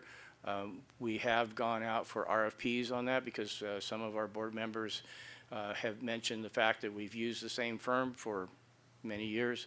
And the issue is that when we go out, it's such a small audit, but you have to be government certified to do it, that we don't get any requests except from Monty, because nobody from Fresno wants to drive all the way to Madera to do an audit that they're going to only be paid for, our audit expense, we have it budgeted at $4,000. I think it was $4,500 this year. So it's a minor, it's not a very large audit request when it comes down to an accounting firm to do it, especially when you have to have a governmental certification. So that's who oversees or gives the final audit certification. I would ask that in the future, if there is findings to that audit that as an agency that contributes to that EDC, that maybe we too get through your presentations that's brought before us as well. Sure. I mean, we also want to know what's taking place on the full spectrum of what the EDC does. So right. I think it would be good for the council to see that. So.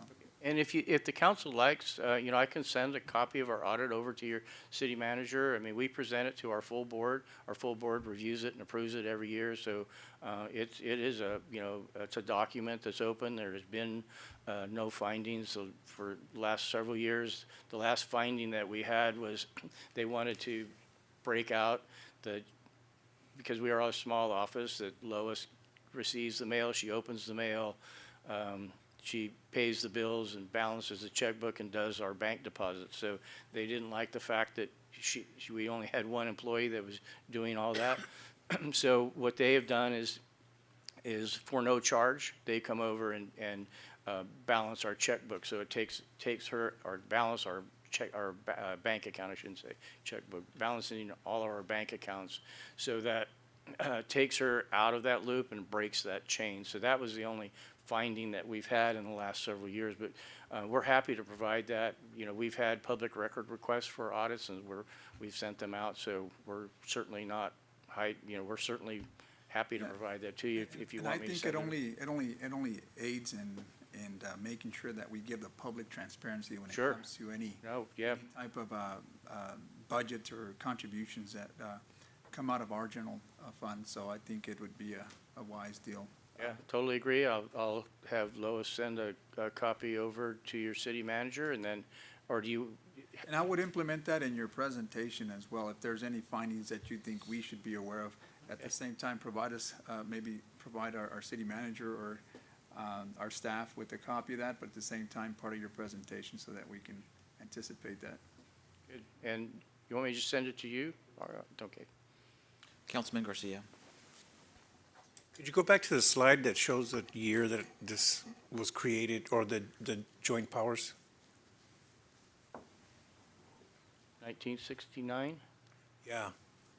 1969, that was a long time ago. Yeah. So we've been operating under this model for quite a bit. I'm sure it's been tweaked a lot since then. Different administrations have come and gone, and different directors have come and gone, and they've probably been, or am I wrong? Has it mostly been the same model?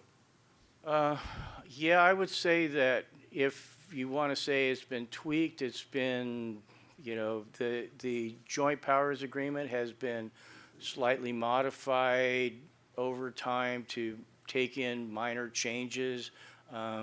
We had to modify it.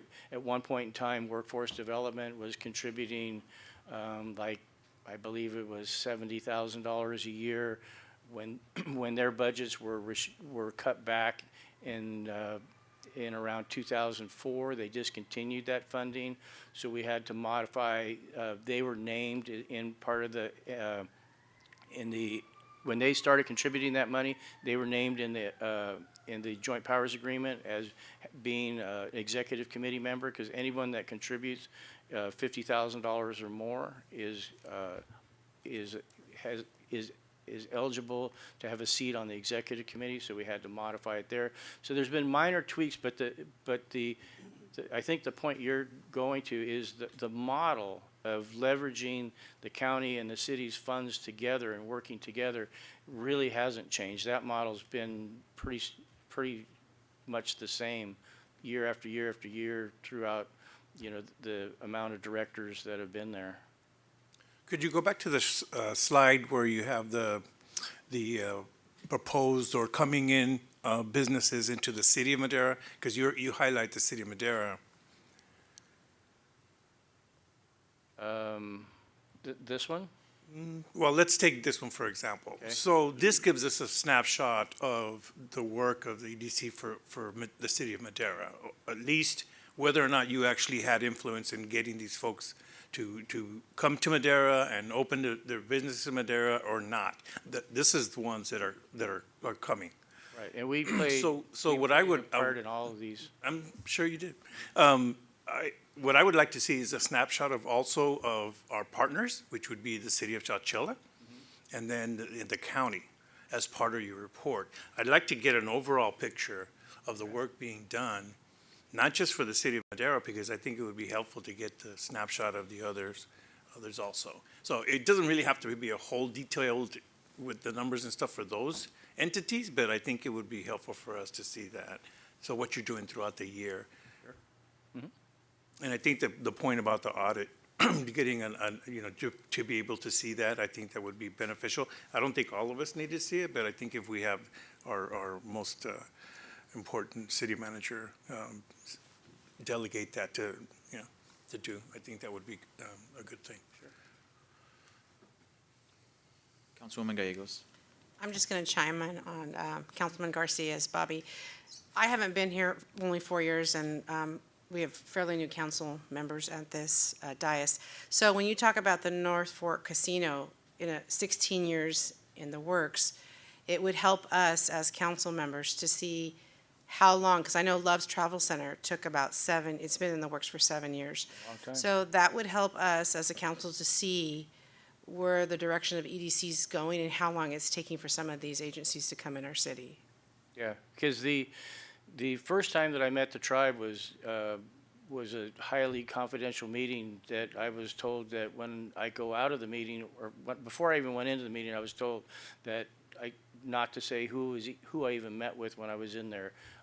At the time, Supervisor Gary Gilbert was on the Board of Supervisors, so it shows you how long ago it was. And at that time, they hadn't even picked their site. So I started working with them on site location, and then we got to that. Of course, then, as you all know, was hearing after hearing after hearing, and trips to Sacramento, and and then litigation. And I can't say I was any part of the litigation, but yeah, so we've been working with them for a long time. That would help, at least in my point of So view, to see. and we are hopefully at the last hurdle, hopefully.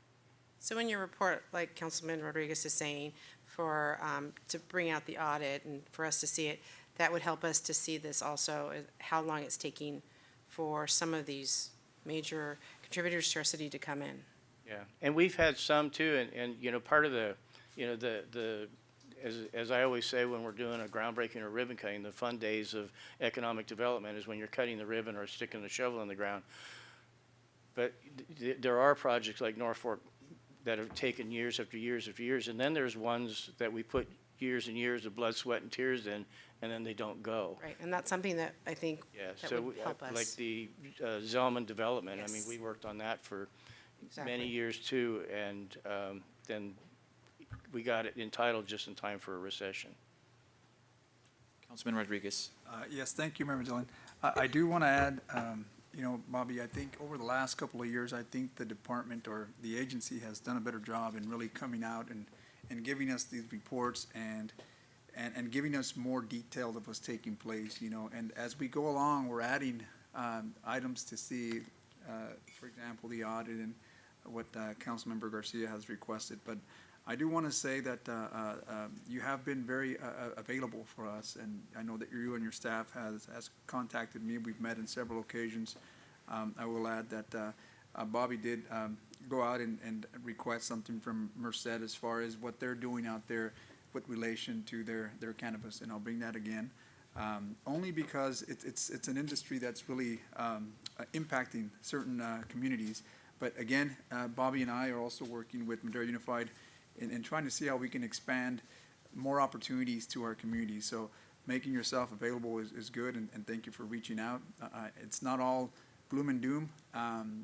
There's good things that are coming out of the EDC, and I think that what council has requested of you is only to, one, become as transparent as possible with our public, and more importantly, being able to provide us the information that's needed so that we can then make decisions when it comes to these budgets that come before us. So I do want to make those comments. Thank you again.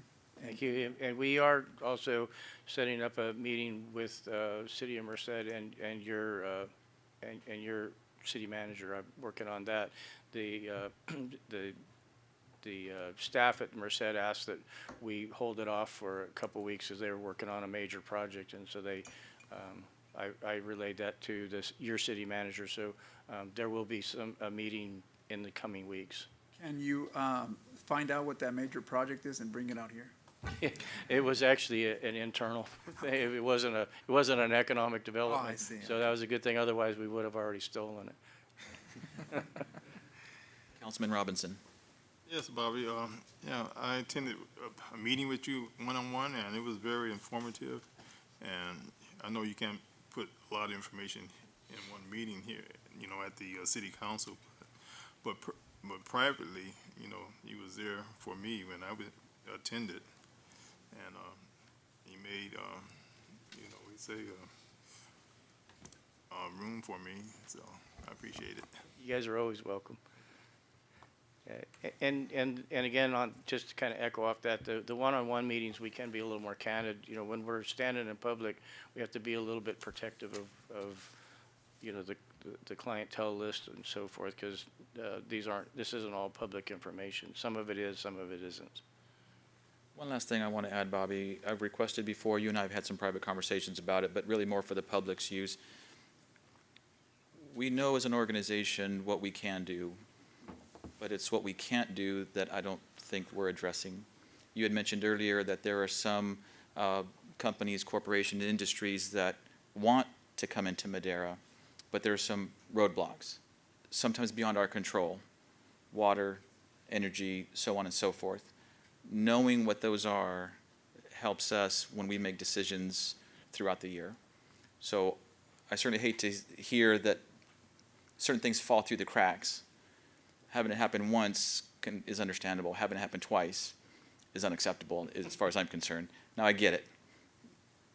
We don't have 7 figures to handle the different energy or the water capacity. We have a wastewater treatment plant issue.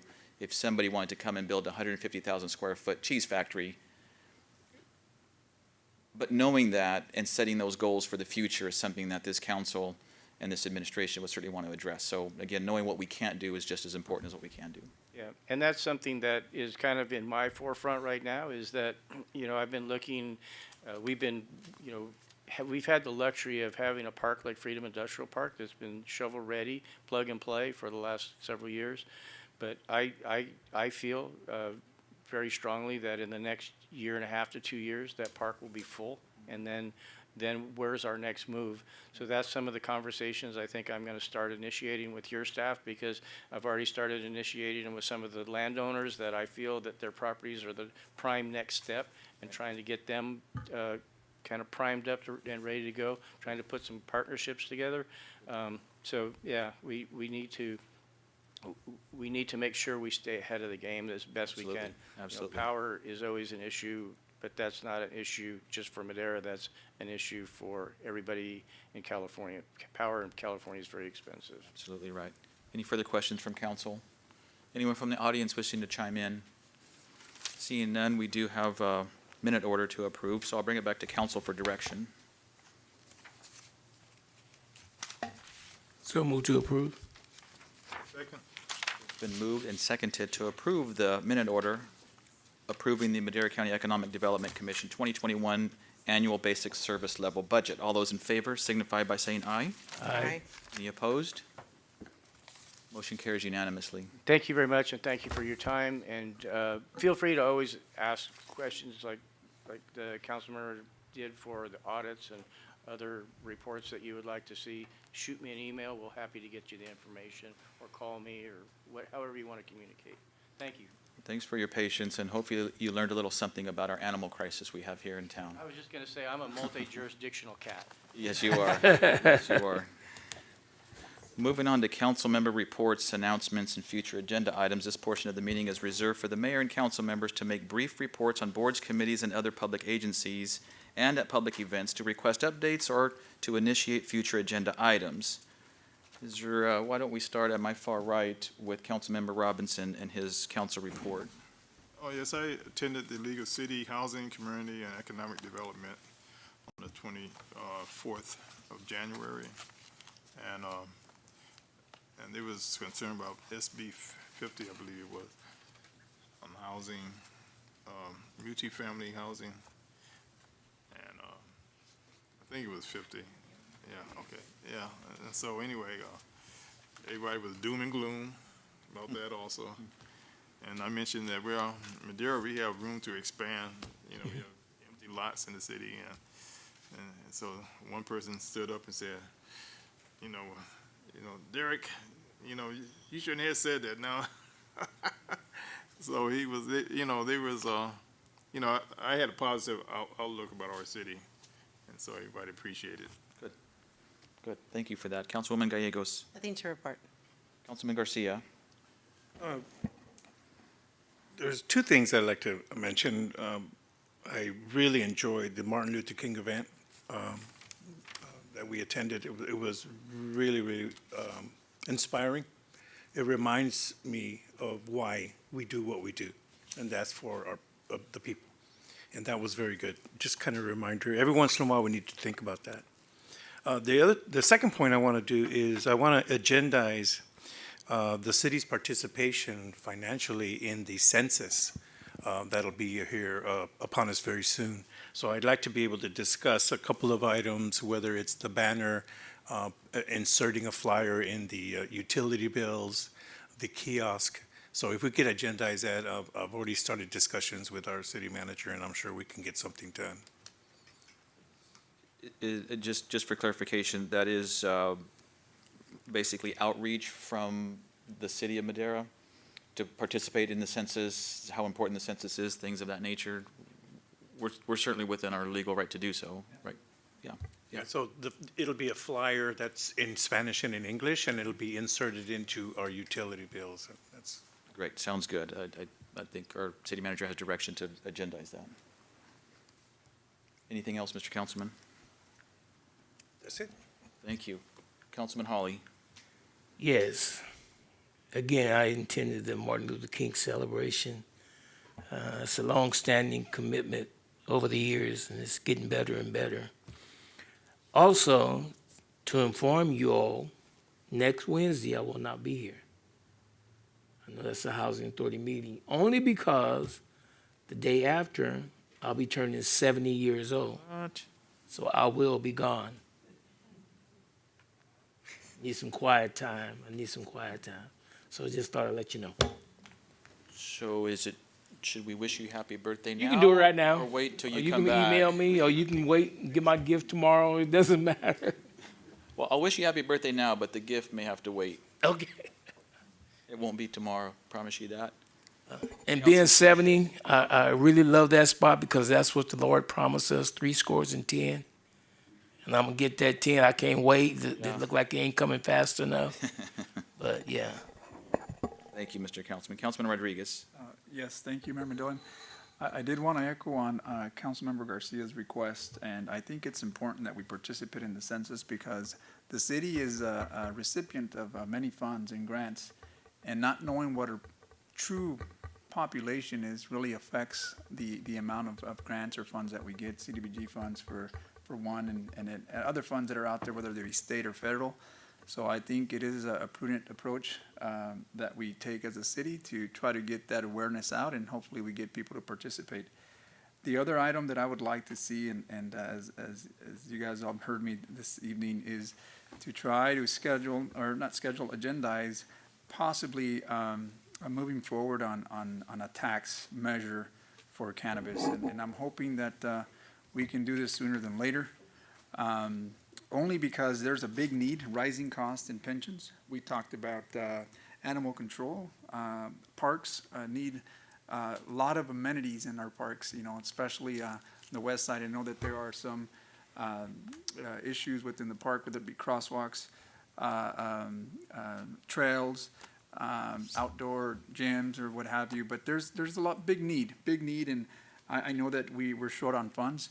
But this is another opportunity for us to generate revenues, and what better way to allow our voters to decide on that? It's not something that I'm bringing before this council to act on ourselves, but rather allow our voters to make that decision. And more municipalities are really adopting not only the ordinances, more comprehensive ordinances, but they're allowing their voters to make that. I'll give you a prime example. June of 2018. Merced passed theirs by over 77%. Why? Because exactly that. A lot of those funds that were proposed on that measure were allocated to certain services that we talked about tonight. So I don't see any other way of obviously there's different 1,001 ways to bring in revenues, but this is one way that I know that the city can definitely benefit, and I think it's important that we give our voters that opportunity. So the sooner that we can get that done, I think the better. And this is a presidential year, so I think we can certainly put that on the ballot and have our voters decide on that. I think we'd have a positive outcome if we do that early. So I hope that I have the support from my council to move forward on that. So. Thank you, Mr. Councilman. I appreciate that. Councilman Montes. Well, speaking of voters and getting people counted, we participated in the homeless point in time count. So there was more people than they had originally anticipated, I believe, because they said it was about 13. And it's pretty interesting, and that affects our funding. That affects what programs we can get for people. And thank you to everybody who went out there. Council Member Gallegos and I were out there till midnight. It was kind of crazy. And then also voters, we have our ballots have gone out. So get out the vote. Vote now for the primary election. So that's it in March. Thank you. Thank you very much for that. A very quick update on the Madera Municipal Golf Course Ad Hoc Committee, which is myself, Councilman Rodriguez, and Councilman Robinson. We made some good progress with SGM. We're not quite there yet, but just to let you know that I believe very soon we should have something that comes back to council for approval. And I will say that I'm pleased with the way negotiations have been going. There's been a couple hiccups in the road, I'm sure everybody got a phone call regarding our banquet room, but I think we've got that resolved, and we'll move forward with that very, very soon. Some of you are at the downtown planning meeting. I think we're wrapping that up and getting ready to put a bow on it, that it can come to council so that we use that for grant funding. There's a lot of good input, and a lot of people are participating from all four corners of Madera, and that's what we're looking for. So it's been successful in my mind. And something that it's relatively new, it's a partnership. Everybody knows that we have a downtown business district, downtown Yosemite, but there's something being proposed. I'm working together with Supervisor Poitras in working with the businesses on Howard Road in that Hoppy intersection, basically from Schnorr to Pine and south. In that short area is over 150 businesses employing thousands of people. And so when we did the parade for robotics on Howard Road and the proposed parade for the high school to be on Howard Road, I think we can kind of add that as a bookend as far as a proposed business district. We're just barely getting that off the ground. We haven't had a meeting yet to see how they feel about it, but they're a big part of our business revenue in the city of Madera. That's all I have. Thank you, everybody, for your input. Thank you in the audience for your patience. And with that, I will call for an announcement from our city attorney. Thank you, Mayor. And I do have two announcements for closed session for the city.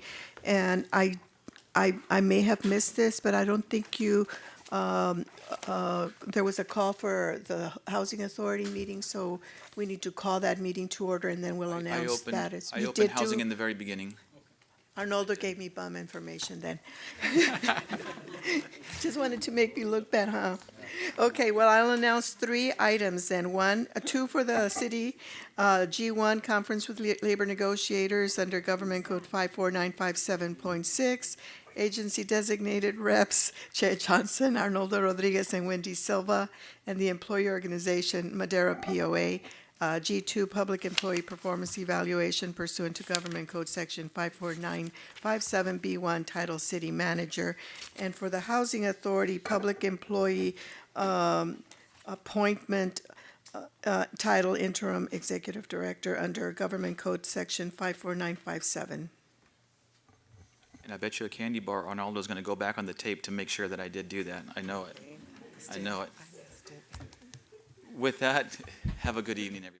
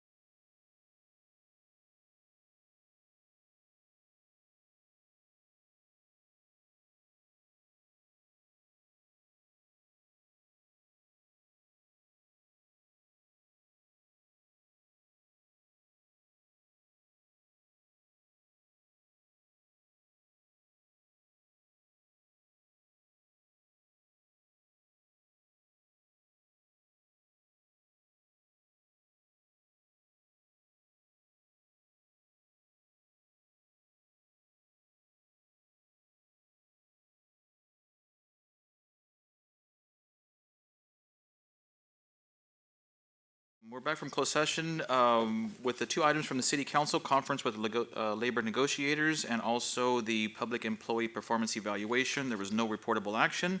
With the Housing Authority, the closed session was the public employee discussion and appointment. There was no reportable action. With that, meeting adjourned.